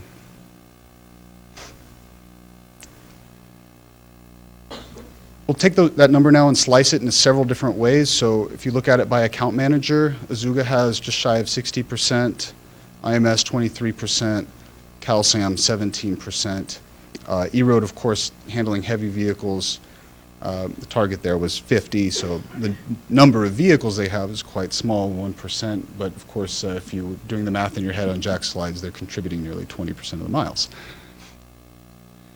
By reporting method, this is a rather busy chart, so I'll step through it one at a time. I think it's interesting to notice what people have chosen. This is one of the most interesting things that I believe the committee was interested in learning from the process, is what is it that folks would like to choose? What do they want out of their mileage reporting option? So we have just over half that are using a plug-in device equipped with GPS, 9% that have a plug-in device that does not have GPS. 12% are using a smartphone with location-based capabilities. 8% smartphone without GPS. That means they're taking the photo of their odometer, basically. That's the smartphone approach without GPS. Then we have 77, about 2% of vehicles on telematics. You might expect this number to be higher. Of course, the number of vehicle make and model for which telematics is actually available to pull mileage data as the basis for mileage reporting is quite limited. So, in fact, one of our batches of enrollees that we sent invitations to was folks that we knew when they volunteered had a telematics-equipped vehicle. So we made a special appeal to them. We didn't force them, of course, but we said it would be really great, since you're one of our volunteers that has a telematics-equipped vehicle, if you would choose that option to test it out. Sorry. Were there any technical issues with any of the vehicles you had identified as having that telematics ability to actually use it and get that telematics information? Sure. I don't know how much of that I should go into here, or whether it's better for the next presentation, but basically, high level, number of telematics equipped vehicles, you have to be a subscriber in order to actually allow the account manager to go into the vehicle and pull the data. And some folks who had vehicles that were equipped weren't subscribing for the telematics service. so they were actually unable to unlock it to let the mileage data out for the pilot program. That was probably the most common. Technically speaking, there was a latent bug in one of the connections between a telematics provider and an account manager that resulted in a delay of capturing mileage data. That's been resolved, but that wasn't really a compatibility issue so much as an integration issue. Jack's going to go into some lessons learned in the next part, and that's the nice thing about this pilot, lots of lessons learned. Yeah. The next three are manual methods. So time permit, we actually have 87 folks who've chosen to buy a time permit. I hope they're having a good time. We have 3% who are on mileage permit, and 11% who did odometer charge. Now, if you recall, odometer charge is where you self-report your mileage periodically. We set up two different ways for folks to validate their self-reported mileage. One is that they can take their vehicle to one of 15 smog check referees throughout the state to get their odometer read at the beginning and end of the pilot. I think we had about 84 people that did that. The rest are verifying it through mobile phone. Lastly, the 55 heavy vehicle participants who are using the account manager eRoad and eRoad's mileage meter product. And we had 44 folks on the CalSAM who hadn't purchased a permit yet on August 5th. So as of today, I can say that all of them have either purchased a permit or they've been shown the door. But as of August 5th, we were still waiting on them to make a choice. By location, north, central, south, this is the breakdown of all vehicles, so it's about 47% north, 14% central, 36% in the south. 3% didn't tell us where they were when they signed up. They didn't give us their demographic information, their zip code, and we have 6 folks that are out of state.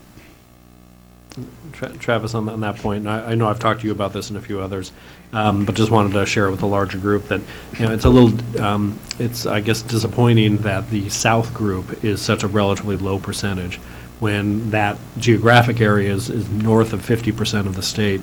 And I know that every effort was made to get as many of those as possible, but I would just want to encourage, if there's still time at all possible, to try to boost that number, which may be a challenge, but I think that given that Sacramento and the high interest in Sacramento and Northern California may have weighted things a little bit differently, I think every effort should be made to try to boost the Southern California participation.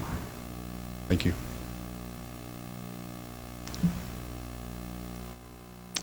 I'm going to go through the matrix. If you look at the upper right corner, kind of shows you where we are on those quadrants. So the first one was the heavy fleets. This is just a breakdown of approximately what sector the fleet was in. We had some targets on what kind of trucking fleets by industry we wanted to have involved in the pilot. I think we missed only one of those, which was a private ag fleet. Now we have an ag fleet and we have a private fleet, but we don't have a private ag fleet. Otherwise, I think we met all of the categories that we were looking to include. And here's the breakdown based on the number of vehicles by company and sector. Most of these fleets, by the way, have many more vehicles than the ones that they've enrolled. They've selected a subset of their fleet to be in the pilot to test it out. How's the enrollment process been with the fleets? And has there been any issues or concerns, and what kind of feedback are you guys receiving so far to date? Looking at the customer service interactions between eRoad and the customers, pretty positive. eRoad is full service in the sense that because there's a device that's professionally installed in the vehicle, they have to coordinate that installation, follow through with an appointment, send an installer out, get the device plugged in. And for these 55 vehicles, I believe they did all 55 before July 1st, or maybe the last 3 came online right after July 1st. So as far as I can tell, it was a relatively smooth process, but we can talk to Gail if she has other feedback. So no administrative issues or hurdles to date? Scheduling, maybe. Let's keep the comments on the microphone if we could, please. Thank you. Oh, no, please, it's okay. Come on up. I think it's important to... Yeah. Gail Lavario from eRoad. We have a few of our account managers here. Jack's going to introduce them during his next Sorry to put you on the presentation spot, as well. Gail. That's okay. Hi, I'm Gail Lavario. I'm This with- TAC, well, they typically go way ahead of the agenda, so it's just, I'm with E-Road. We had a great customer experience with all of our 8 carriers that we've enrolled. We do see a little bit of reticence to, or lack of attention to using the full system. Some of the carriers have signed up for support of the California Trucking Association. Some have said that they do not agree with the tax and are doing it for CTA, and some are doing it to experience new technology or in their decision around technology. And so they've all been very open with that, and we've been working with them to just use the system, see what they like about it, see what they don't. It's a little bit of a side benefit for us, but for the pilot purposes, we've had no problem at all. Okay, thank you. Thanks, Gail. Glad you're here. I wouldn't be able to answer that. Light commercial fleet, the upper left quadrant, again, as of August 5th, 243 vehicles. This is showing the breakdown of those 6 fleets by their location in the state, north, central, or south. As with the heavies, didn't put their names, trying to be respectful of privacy, of course, but wanted to give you at least a geographic sense of where they break down. The Auto Club will be happy to take credit for that first row. Please there. do. Thank you, AAA. And there's more spaces if you'd like to put more vehicles in. We have some openings here in this light vehicle fleet category. Switching now to the most important or largest quadrant, which is the private vehicles, individuals. We wanted to give you a little more detailed breakdown of that. It was a target of 4,500. On August 5th, we had 4,563 vehicles. So here we're showing, again, the breakdown north, central, south, which is very similar to what the breakdown was for all of the vehicles in the program. By urban and rural, this was an important stakeholder group that we tried really hard, both in the recruitment process and then again in the enrollment process, to reach. So on the left-hand side, looking at the rural areas as we defined it, 6% of California's population is defined as rural. It's actually the lowest of any state, believe it or not. We set a pretty aggressive target of 24% in the pilot. We got 11%. So we fell short of our target, primarily in Southern California. Really hard to reach rural areas in Southern California. Very few total people that are classified as living in rural areas in Southern California, and very sparse. Northern California has slightly larger rural agglomerations, and especially the digital marketing seemed to be much more effective in reaching rural folks in the northern part of the state. We were able to also piggyback on some of Mitch's appearances in Northern California cities and towns, speaking in front of city councils and transportation commissions, that were then followed up with local media stories. Dovetailing that with digital marketing to recruit folks online was very effective, but most effective in the northern part of the state for the rural areas. The balance, of course, are in urban and suburban parts of the state, so 86% of the pilot participants. The other 3% didn't tell us where they live. By age, we exceeded all the targets in this category, 34% in the 18 to 45 age bracket, 38% 46 to 64, and 17% of our participants are in the 65 plus age bracket. We're getting now into sort of the subcategories that were secondary to the urban and rural. Gender, unfortunately, pilot is predominantly male. It's about 63, 29% female, 8% didn't report. Income, this was probably the furthest from the mark. Very difficult to recruit low income. We found that out. This will be featured in Jack's lessons learned as well, about beyond a pilot in a mandatory system. It's not just about recruiting folks to volunteer in a mandatory system. How do you get them to actually, pay, be a part of a real system, and understanding how to reach that community is important, of course. We did get 20% are below median, and 5% are what is categorized as low or very low income by HCD. This was the largest category of folks who did not report, who did not want to tell us their income. 14% didn't report their income when they signed up. race, combined race ethnicity of the participants, we have 8% Asian, 2% Black or African American, 10% are Hispanic of any race, and majority are white or Caucasian. This includes 7%, does not include 7%, again, who did not report, and we had a few, 2% who reported 2 or more, 1% reported Native American, and 1% reported other. For the parking lot question that Mitch mentioned at the beginning of the meeting, can we do some analysis on the folks who are not reporting race and ethnicity based on where they live? We did that. We took the 7% of folks who did not report. We did a weighted sum of the population in their zip code, because they did tell us, 276 of them did tell us their zip code. So if you take the aggregate population of those zip codes, this was the breakdown of ethnicity or race by the census data. Very difficult to draw any conclusions about whether this is reflecting what the participants are doing, but we wanted to share what the results of that analysis were. Top vehicles. Toyota Prius is #1 enrolled vehicle, 273. And those are the folks who are paying more under a road charge than they would pay under a gas tax. As are vehicles 3, 4, and 5. They're all highly fuel efficient. The Ford F-150, which is the most popular, one of the most popular vehicles, is #2 in the pilot. We also have top 5 vehicles by hybrid and electric vehicles. Again, the Prius is #1, of course. 3, 4, and 5, interestingly, are tied. If we could get one more Tesla, Chair, maybe we could bump Tesla up to a clear 3rd place. But this is the breakdown.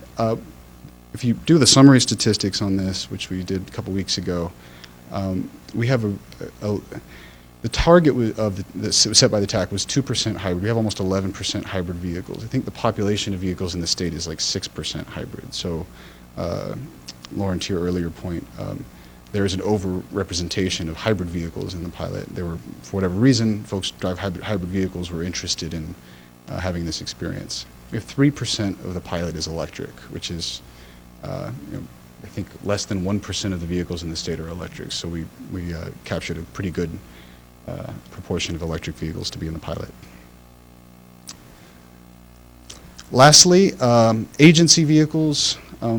Thank you to our partners at Monterey County, Sonoma County, City of Rockland, and Caltrans, who is participating with vehicles from 3 districts, one in San Diego, one in Fresno, and one in the Bay Area, with a total of 71 across those 3 districts.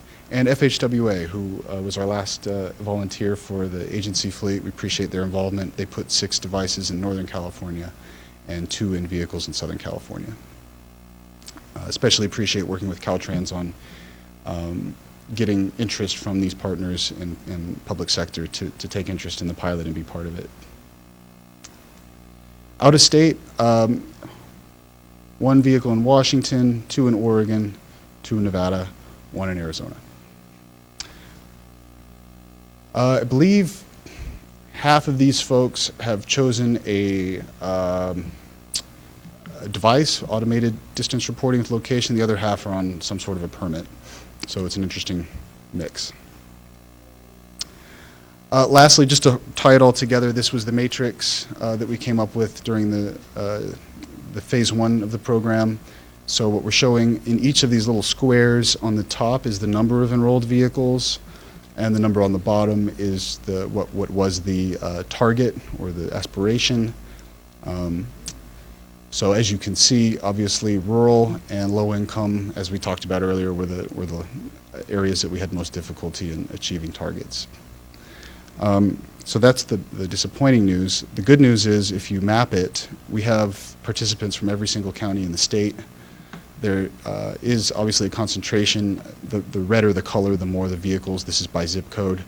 There is a concentration in Sacramento area. But there is at least a geographic spread, and thanks also again to Mitch for going out. I think a few of these yellowish areas up in the rural parts, especially of Northern California, we can attribute to for the efforts that he made to go around and give talks in the rural communities in the month of April and May. That concludes my presentation. I'd be happy to answer any questions.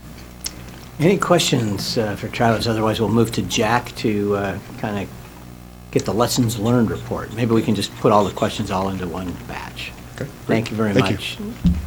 Outstanding presentation.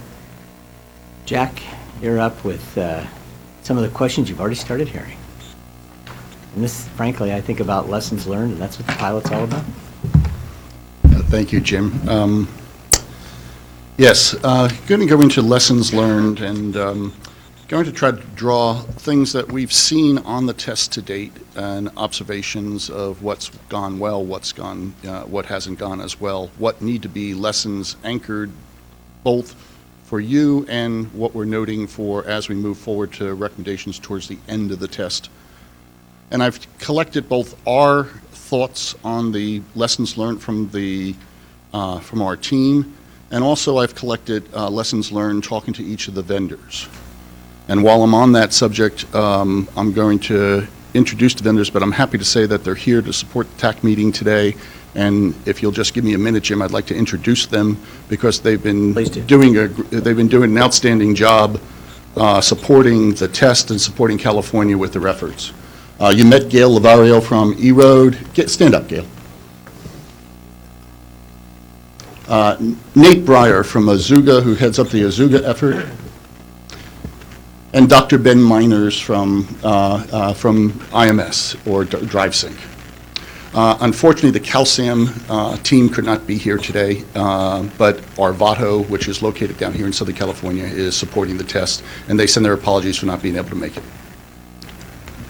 I'm going to cover, and I'm going to try to break the lessons down into some logical blocks. One was pilot test preparations, recruitment, and then I'll go into enrollment, the actual testing, some views on the initial pilot test operations, and then I'll sum up with what points of view we've gotten back as far as suggestions or lessons learned that have come in from the vendors. In regards to the pilot test prep, I think probably I would be remiss without talking about the compression of the schedule. You saw the original slide where we went from 12 months to prepare this in 6 months. We did it. We got started on the 1st of July. It was not easy.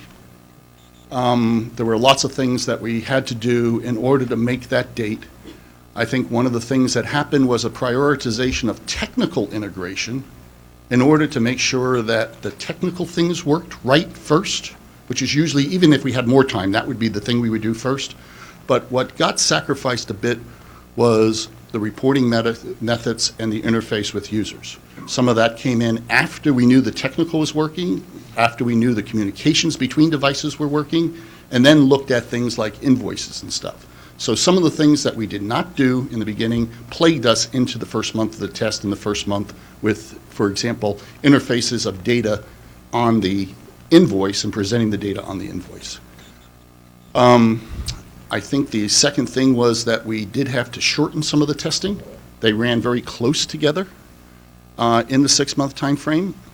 And in doing that, we probably could have spent more time on both a end-to-end test, which we did, but then a follow-on dry run of all the vehicles with enrollments to check out that make sure things were working once we start to get it out to a wider population, because we did the end-to-end test with a very small population.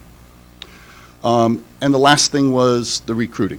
I mean, we were successful in getting the people enrolled. We did get 10,000, better than 10,000 people.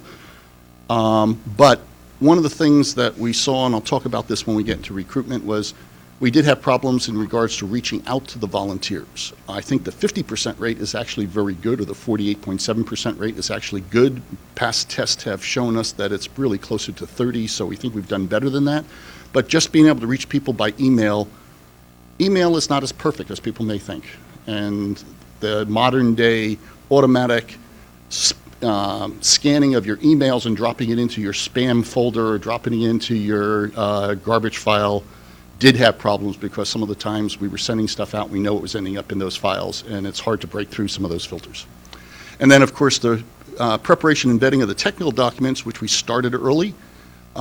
did allow for an easier transition into the startup. That part of it went very well.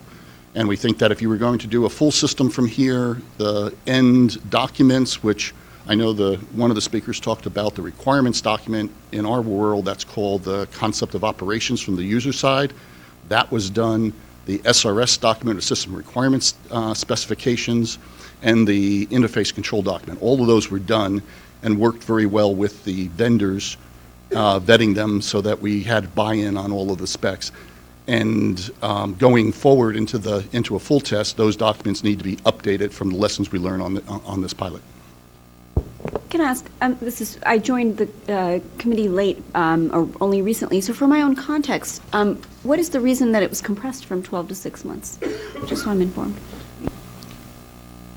That was a request that was made. I think I probably would have to turn that over to Caltrans.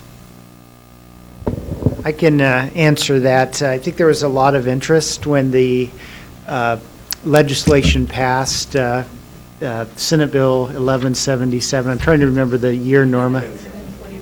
2014. Okay, so already we're in 2016. But from that context, there was a lot of interest in how can we accelerate the overall pilot process through all the steps of the process.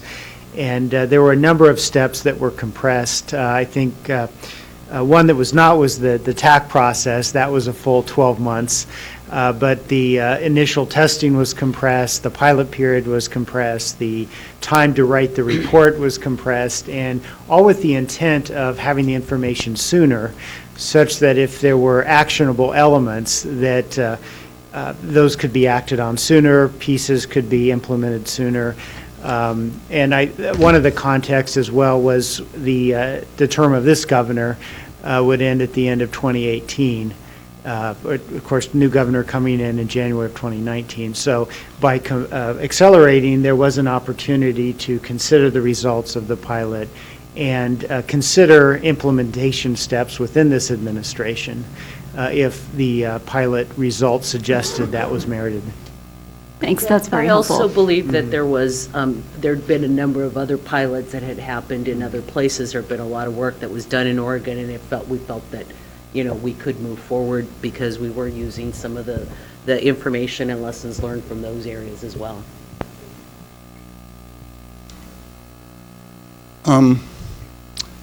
Obviously, when you're doing work in a shorter period of time, there's a great deal of parallelism, and for the most part, that's worked very well. One thing that we instituted on the technical side was vendor coordination meetings. Now, that may sound like a natural thing, but it doesn't naturally always happen. I can say that from experience in other tests, many times because of confidential information and competitively sensitive information, the vendors like to have one-on-one meetings, so they don't necessarily want to share a lot of that information with their competitors. Here, we forced the coordination meetings with the vendors, and through that, I think we got a better effort and a better combined effort, and some of that information shared helped some of the more senior members to the less senior members that were part of the vendor team. It didn't work perfect. There were some times that we had to have one-on-one meetings, and that's the second bullet. The collaborative document review, where we sat down after we had worked out those technical design documents like the concept of operations, the systems requirements, and the interface control documents, extremely important that once they were put together to vet those with the vendors. And by having a cooperative meeting, everybody focused on the document at the same time. We got multiple comments, and I think the quality of the documents that ended up were better by having that cooperative session with the vendors. In a live system, and again, this is your consideration in thinking ahead to the end and into the final report, we really need to think of what we were able to get away with in the pilot test. You would not be able to, I think, get away with in a live system. Any types of shortcomings would probably have an impact on revenues and on your revenue collection process. So in going into the next step, the process or transition from a test, if it's going to happen, or any follow-on, everything has to be thought up front. All those user interfaces have to be tested up front, and it has to be in the vendor's hands, test it, retest it, and then probably confirmed before going into a live operation.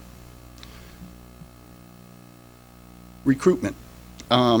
We had great success in recruitment when we combined efforts. And what I mean by combined efforts is that in some cases, in the volunteer effort, if we did things independently, we got numbers that were averaging on the amount of 30 to 50 a day. But where we saw our largest jumps is when we combined efforts. If you were having a TAC meeting in an area and there was a news article that was in the press, and then in addition to the news article, we blasted that area with Facebook and other ads and information about the road pilot test and signing up for the road pilot test. And then the meeting was reported in the press.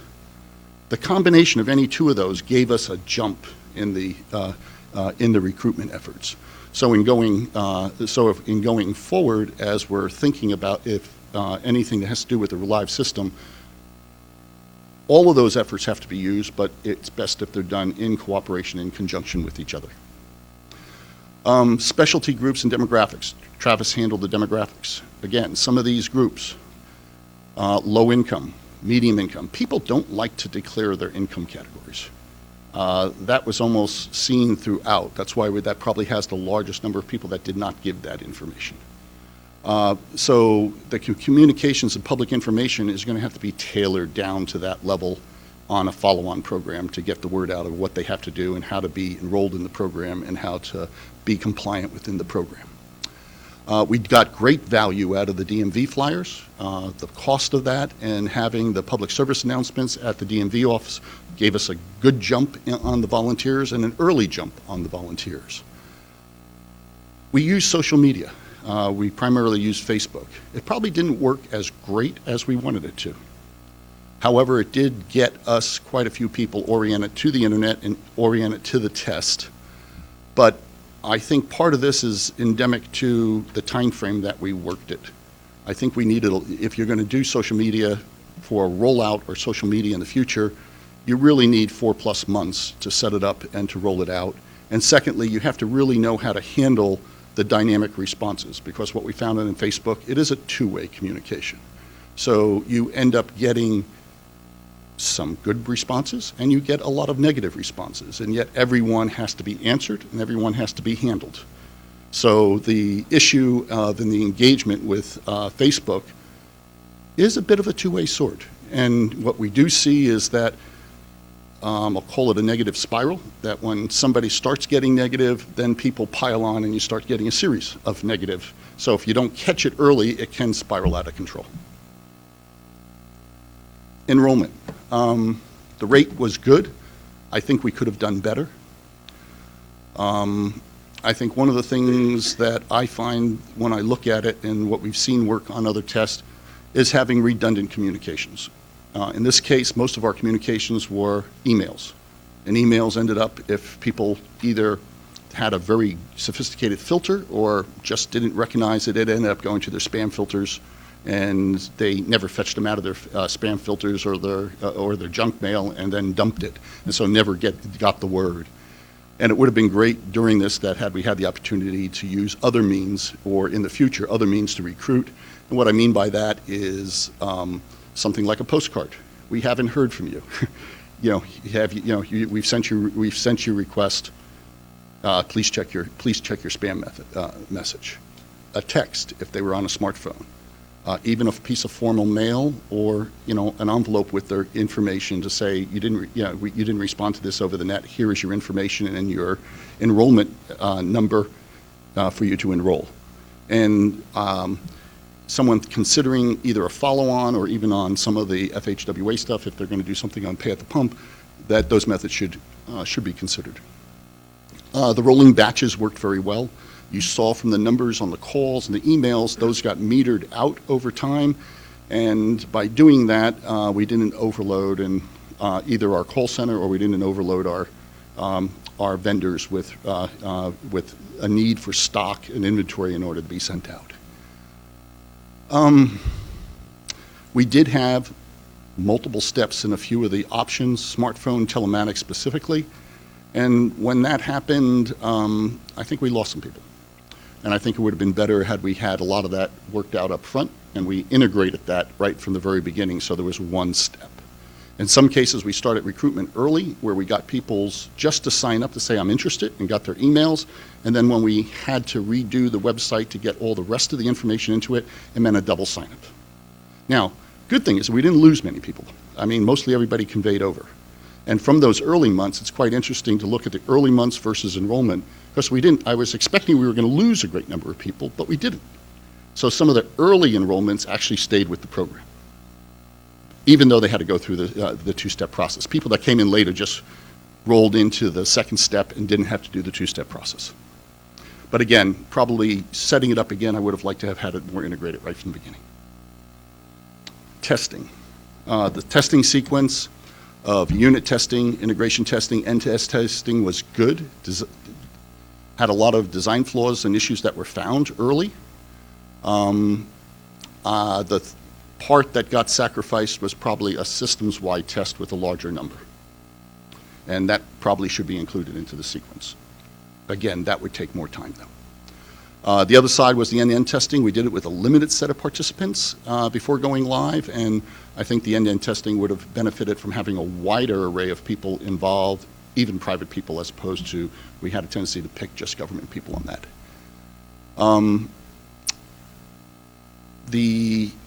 Let me jump down to the last one. We still do have a problem. I know everyone thinks that GIS systems or GPS systems or location-based systems are perfect, and they're not. Specifically the databases that support them.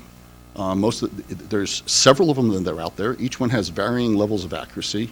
There's no single one that's perfect.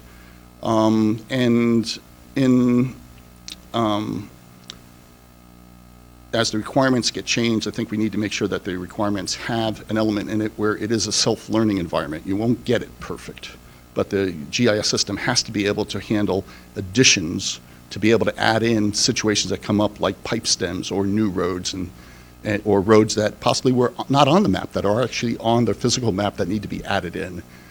And I can say this is not just a learning experience or lessons learned from this test. This is just repeating what's been done on other tests. Chris, I can tell you that on other tests in the world, no GIS system has ever been perfect and doesn't exist. And again, I'm going to bring up that second to last point, that we could get away with shortening the schedule on the pilot test, but to go to a real system, what you're talking about then, because we're not collecting real money. But if you were collecting real money, the length of time can't be shortened.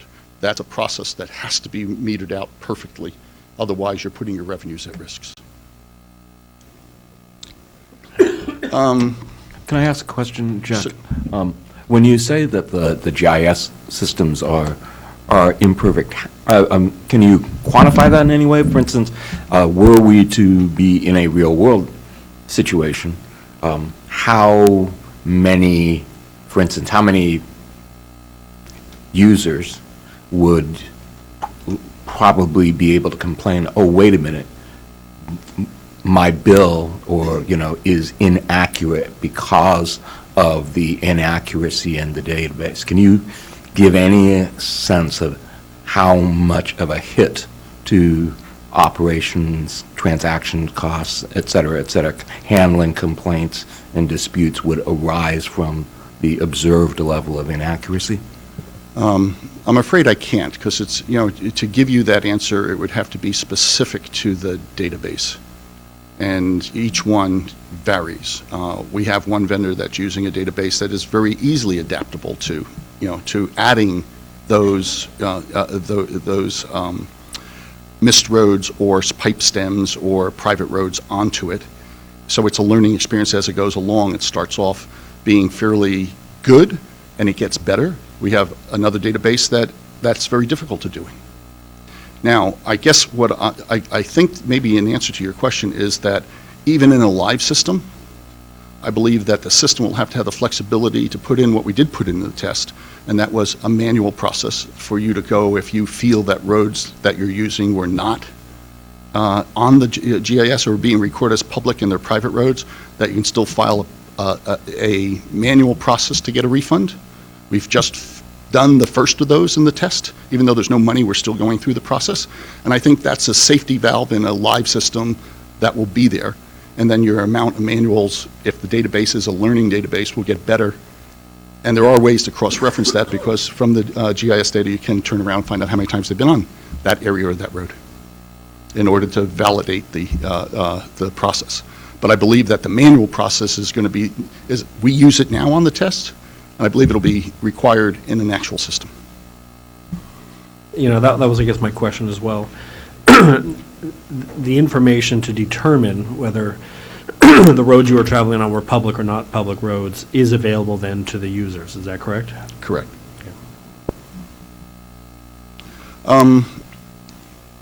Initial pilot operations.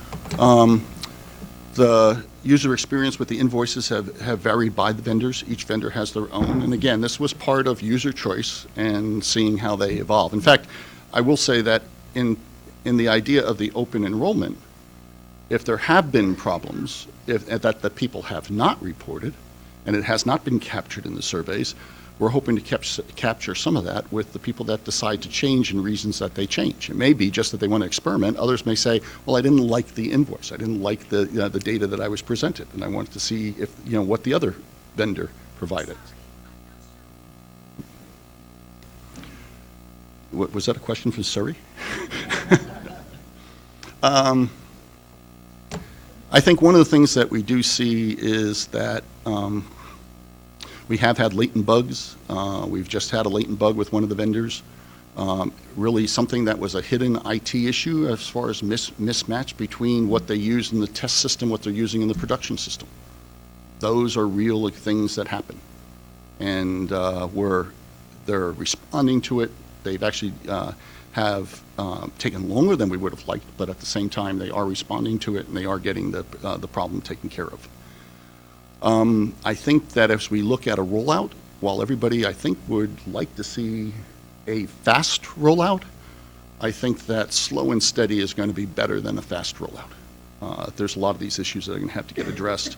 And certainly what we've seen from the test and what would be in the end of the recommendations or lessons learned is, yes, you can go faster, but you make sacrifices. And again, going back to that issue that in a real system where it's real revenue, and you're going to need to go slow and steady and the follow-on.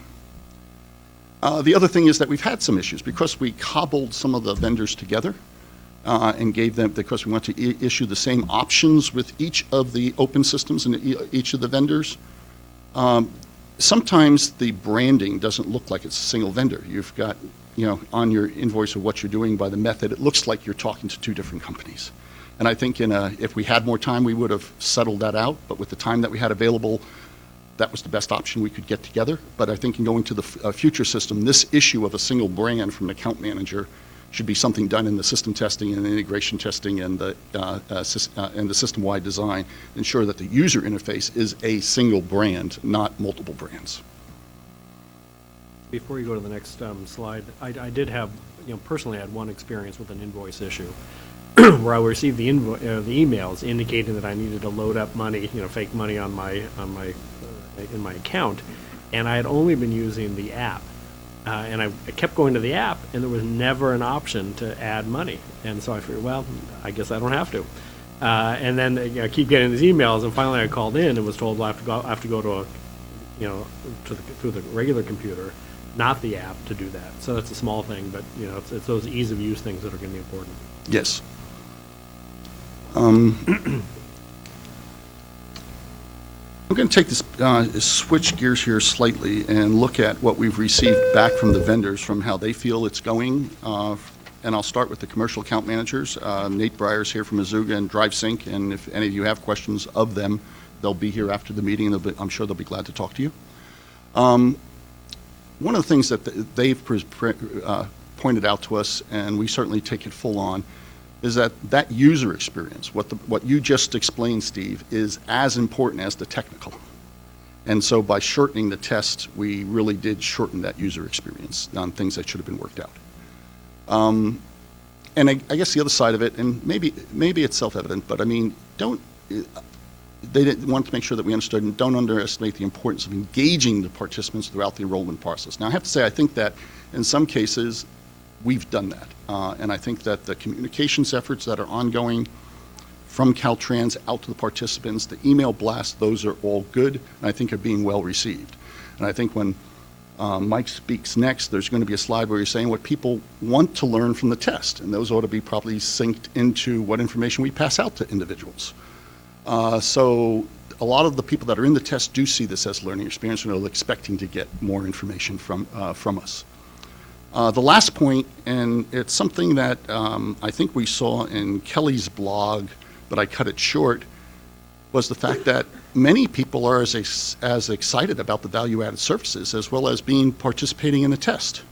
And I think it's one of the side benefits that's coming from the test because they're actually getting experience of, oh, I brake too much or I accelerate too quickly.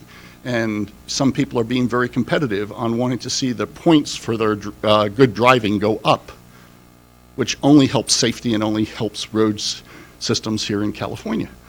But what we've gotten from the account managers, and I have no backup for that 80%, I'm going on what they've told me, is that they see that people are as excited over the apps as they are about being involved with the pilot, and that 80% of them are picking based on what the apps are available. And I don't think that's hard to understand, actually. I mean, if you actually look at your experience with a smartphone, I certainly feel that from my personal experience, that my iPhone is far more important to me because of the apps that are on it than it is as far as a communications device.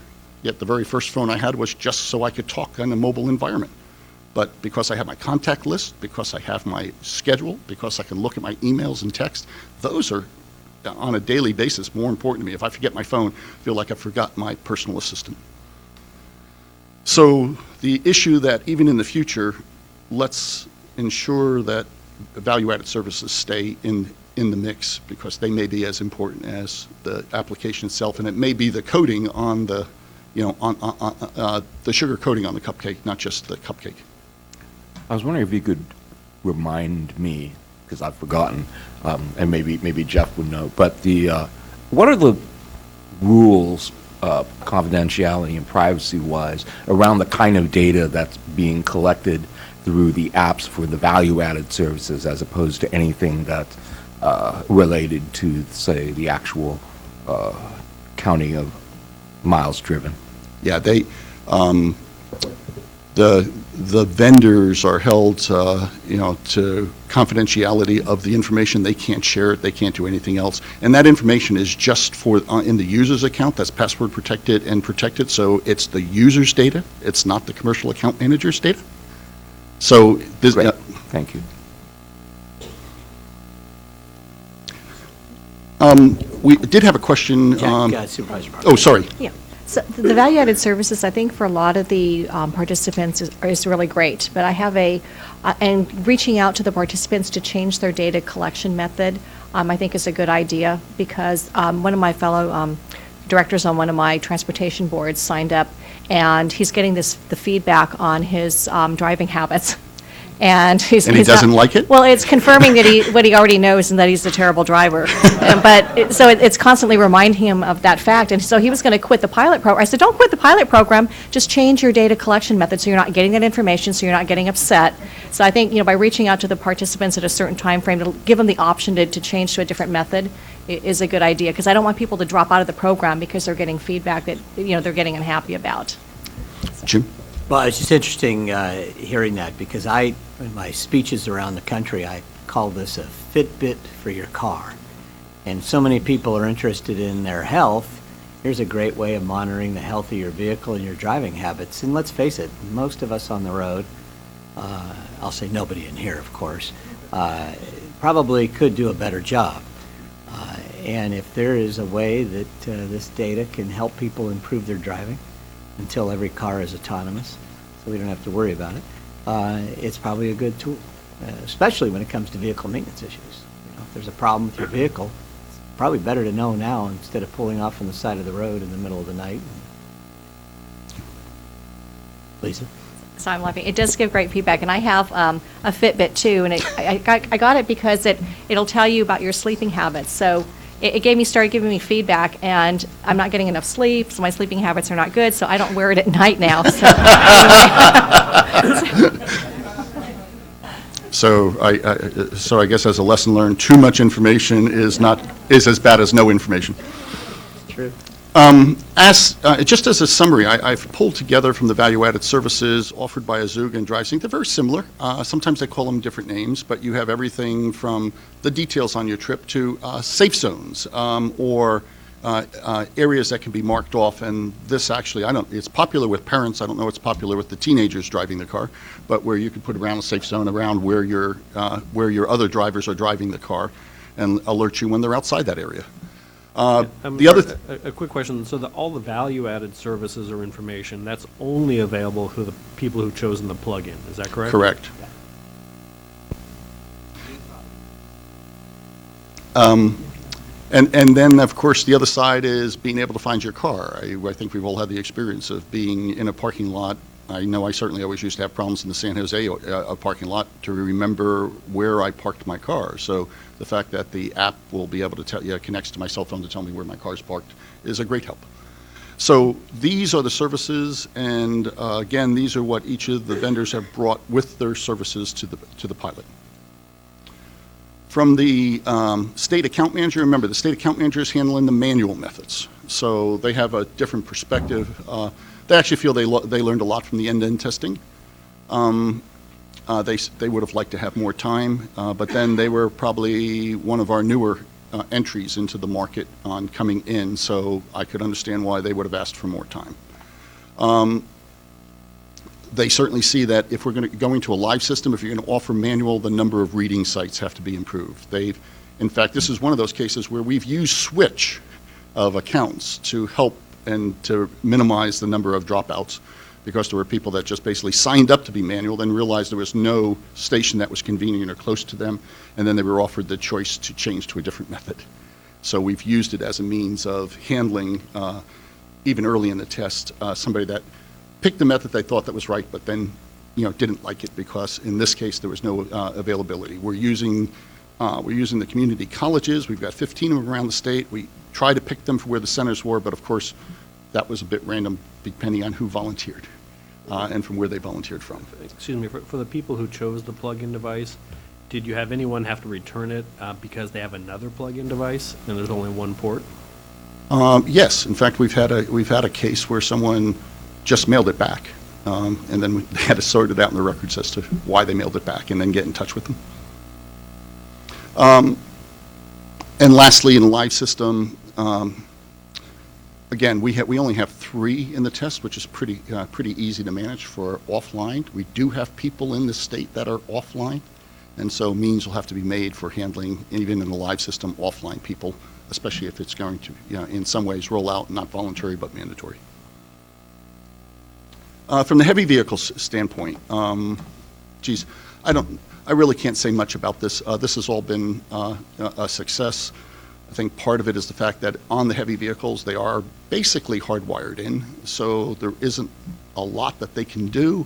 They're doing a great deal of miles, doing a lot of state crossings. They're getting, with the reports, there is something called the International Fuel Tax Administration, whereby truckers, even though they bought fuel in California and then drive out of state, have to report their miles out of state, and the automatic device is a great record keeper, where before they'd have to do that on their pad. Also automatic logbooks, and actually some of the value-added services, and I think from Gail's earlier answer, a lot of them haven't availed themselves to all those value-added services, but they are going around on the second, literally one-on-one, sitting with the fleets and explaining what those value-added services are, so they could look at taking more advantage of the value-added service that they're getting with the device.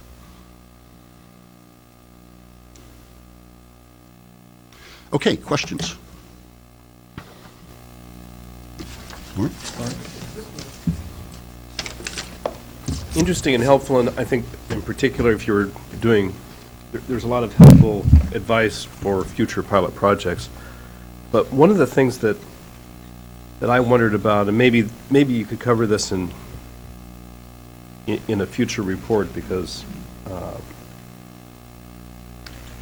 might take some more thought.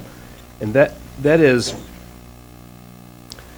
how these lessons translate from a voluntary environment to a mandatory environment. Because you talk an awful lot about recruiting and urging people to be part of this.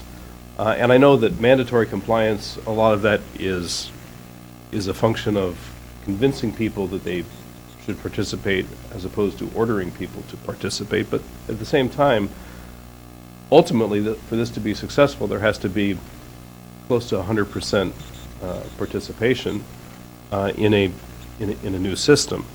And I'm wondering how much of what you've learned here will be applicable in a mandatory environment. Excellent point. As far as the program goes, we do have work products that are due as we learn through the system to produce, not just lessons learned, but a transition plan is one of those things that's on the agenda, where a lot of the information that we've learned from the test translated to, okay, how do I go, what are my next steps, and how do I take the next steps? And I think a lot of that information will be captured there, as well as the update to things that, I'll go back to the GIS data, the GIS specifications to go into the requirements document so that they're in place, and then how that gets measured in order to have a live system.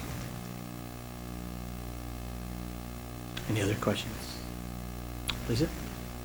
And getting back to Needy's question about the compression of the schedule so much, and so it wasn't perfect because we had to compress it, but I think part of the reason why we had to compress it, and Norma and Brian can confirm that this has to do with transportation funding for the state of California in general. So there's a direct nexus between transportation funding and the gas tax revenues. And the gas tax revenues are declining so rapidly because of more fuel-efficient vehicles. People are filling up less at the gas pump, more natural gas vehicles, more electric vehicles. So that delta between the revenues that we're receiving and what we need for transportation funding is growing every single month. And the sooner we get a program online where we could have something that's a potential revenue neutral replacement for the gas tax, then the sooner we're going to be able to restore that transportation funding that we need for the state of California. So this year alone, we had a cut of about $750 million in transportation funding, and the cut for my county was $34 million. So we're having to actually put projects on hold at this point for some of the areas that we really wanted to move forward on. So the sooner we can get a replacement program in place and restore that long-term sustainable transportation funding for the state, then we're all going to be better off. So I think the governor and the legislature were very concerned about the rapid decline in our gas tax revenues. Amen. Lee? And that's a great point, which also, though, I think feeds back to what Lauren was asking, because what it sounds like from your presentation is that in order to actually get the high level of compliance that would be needed, that there would have to be a pretty huge rollout of like physical offices where people would be able to get devices installed.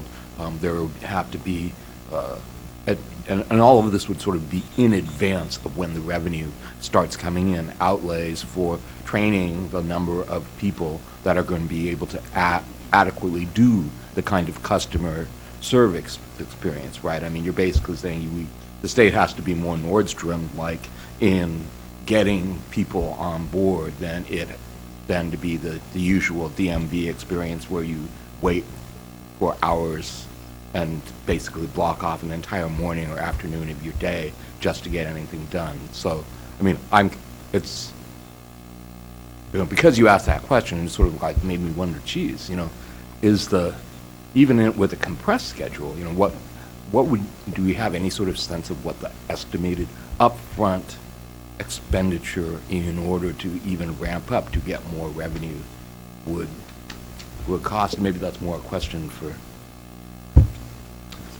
Jim. I don't know. I mean, I'm just curious. It does seem like, when you discuss these useful things we've learned for trying to deal with 5,000 people, that the scale of doing it for the entire state would be pretty expensive.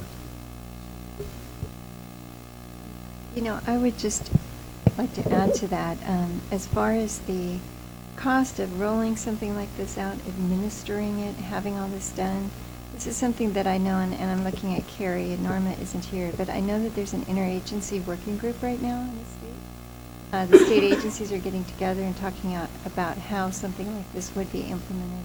And I think, you know, Jack, as you were talking, I was thinking about, you've mentioned numerous times about the time that you would need to implement a program that would actually collect revenue in the future. And I think those are discussions that we need to have at a state level and be talking about this now and figuring out, you know, how would this work moving forward. I know we're already having those discussions. If we were to actually collect revenue, how would we do that? And that would that need to be, and I'm thinking it would need to be another pilot of sorts, because I don't know that we're ready to go, you know, full scale to the entire population at this point. There's so many different aspects to this that need to be worked out. I'll give you my editorial comment on this. Is no different than what many of you have heard me saying since the beginning on this, and until this is as easy as putting $5 on number 10, this is not going to work in a state like California, or frankly anywhere else in the United States. And you know, a lot of the folks that are here from the industry that are part of this pilot, I challenge them to come up with something that is easier. And that's one of the reasons why I pushed, and I was very grateful that Caltrans went forward and put in for the FAST-TAC grant, and grateful to the federal government that we got the money to at least begin testing this pay-at-the-pump model, which has been tried in Oregon, didn't work, been tried other places, but that doesn't mean that new technology, as Carrie mentioned, isn't going to be available today to where a car that's manufactured includes it automatically, including the Fitbit for the car type data. That might also include smog data and everything else that eliminates the need for the public to have to get smog checks in the future. Those are the kind of things that I think we need to be looking at moving forward that include a mileage base. And at least from my perspective as a commissioner on the CTC, and every chance I get to talk to the governor or his team about it, that's exactly the story I'm going to be pitching, because it's got to be easy for the consumer. And I don't necessarily think, after we met with Dave Jones, the state insurance commissioner, hearing that 1 in 6 people driving around today don't even have automobile insurance, I feel it's going to be even more difficult to get them to pay an account for the miles they drove. So this is great lessons learned, and that's the whole reason we're doing this pilot. See what works, what doesn't work. There's going to always be transitions. There's going to be folks that this program will apply for perfectly, and there will be a need. But you want something that costs very little to collect, like the gas tax does today. It's probably one of the most efficient and inexpensive administrative functions, because there's so few entities that actually pay in. That, you know, where the big trucks are filled up, that's where it's paid, not at the gas station.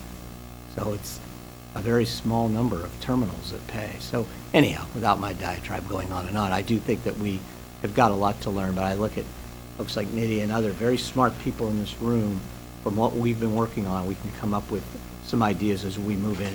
Because this first phase of this FAST-TAC thing, I'm hoping next year we're going to actually be able to start piloting something in that realm as well. You know, Jim, you highlighted you know, some very important things, and I think and I hope that the final report, although it may not be able to answer all of the things you brought up and that have been brought up in this discussion, will at least touch on and identify those issues going forward. You know, I think there is a desire and an urgency on one hand. There are also hurdles on the other hand, and threading that appropriate needle is going to be the most effective way to move forward. You know, I think the 4 biggest issues are cost, ease of use, public acceptance, and then the policy issues that will need to be addressed at some point if this is going to go forward and be a mandatory new universal way of paying for transportation. This pilot doesn't obviously address all those things, but I think the legislators and the public need to be aware that those things have to be addressed in some manner before this is really going to be a widely used method. If I could just add to that, the first report that is coming out by the Transportation Agency. And in their report, they will be addressing these issues. that report will come back to the Technical Advisory Committee. It will, and you already know this, but it will come back to the commission. And we will want to hear from you as commission staff, Commissioner Medapper and the commission, on your thoughts on that report for moving forward and in our developing advice for the legislature. So, this pilot is going to provide great information, but it's also going to provide information that we need on making future decisions on what is like the cost of administering a program like this. I might mention as well that it seems fairly clear from what we do know that an effort like this would be a phase-in type effort, and to the degree you're looking at different issues as the Technical Advisory Committee, as you're later in this agenda are going to look at battery electric vehicles and implications. It is an interesting topic. How do you phase in? I think Oregon is phasing in on a volunteer basis. What are other options for phase-in? Would it be maybe new car sales or transfers of ownership? Or there's a lot of different methodologies, maybe type of vehicle, what makes sense. And certainly the administrative ease of the phase-in is very important, because if, for example, there needed to be a visit to a DMV office as part of a phase-in, that's very administratively costly. And as you're suggesting, for the consumer as well. And Department of Motor Vehicles does partner with new car dealers, and a lot of the registration is accomplished in the sales office when you're purchasing a new car at a new car dealer. So there's options like that perhaps could be considered that would not involve a new visit to a DMV office and would kind of attach on to a relatively perhaps modest increase in an administrative process that already exists. I was going to ask ask Jack about whether there was any lessons learned that he was aware of in Oregon, where for the volunteer enrollment program, and where you're converting from theoretical payment to, I think, actual payment. Is there any information on compliance or non-payment, any issues that have come out of that effort so far? Brian, they have started to issue some reports. Of course, they're through now, after their first year, and they're still at about a little over 1,000 enrollees, which met their goal because they just couldn't get more than 5,000, and they are getting data going end to end. So payments are being made, but there have been turnovers. There's been new people that have come into the program, volunteers, and people that have dropped out of the program, and a lot of it overpayment issues. I'm afraid I don't have any specifics, but we'll certainly research that and get back to you on that. Okay, other questions? Nidhi? I just have an observation. While we've been talking, I've been thinking about, the population that is perhaps most likely to benefit in terms of, on a revenue basis as individuals are those who are perhaps underserved driving, low efficiency cars. And I'm thinking back to what my experience has been with, actually this is PG&E has their Smart Days program, where, if you turn off your air conditioning on hot days, you get a lower rate the rest of the time. And the way they incentivize you to participate is that the first year or 2 years that you participate in that, it's free. That you're guaranteed that you won't pay more. And I mention this because one thing that may happen is that in order to get long-term enrollment, there may actually be a loss in revenue initially in order to provide incentives and basically reduce the barriers for people to participate. So the benefits that you were talking about, Lisa, may not come initially. In fact, this program is likely, I would think, to be more costly initially in order to then in the longer term realize the longer term benefits. Good point. Absolutely. Well, Jack, thank you very much for the report. And I think it's great to see these lessons learned and so many of these things that are in the lessons learned, as Stephen and all of the members of the TAC have pointed out, need to be included in our report as we move forward and give our report to the legislature or as part of this technical advisory committee. Thank you. Thank you, Jim. What we're going to do now, the item that's next on the agenda is actually the pilot project evaluation that Brady will kick it off and introduce Mike Warren. But before I go to that, I'm going to have us take a 12 or 11-minute bio break / food break. We're going to do a working lunch. For the members of the Technical Advisory Committee, there are sandwiches up here and some waters. Let's do the bio break, grab a sandwich, and let's reconvene at exactly 11:45.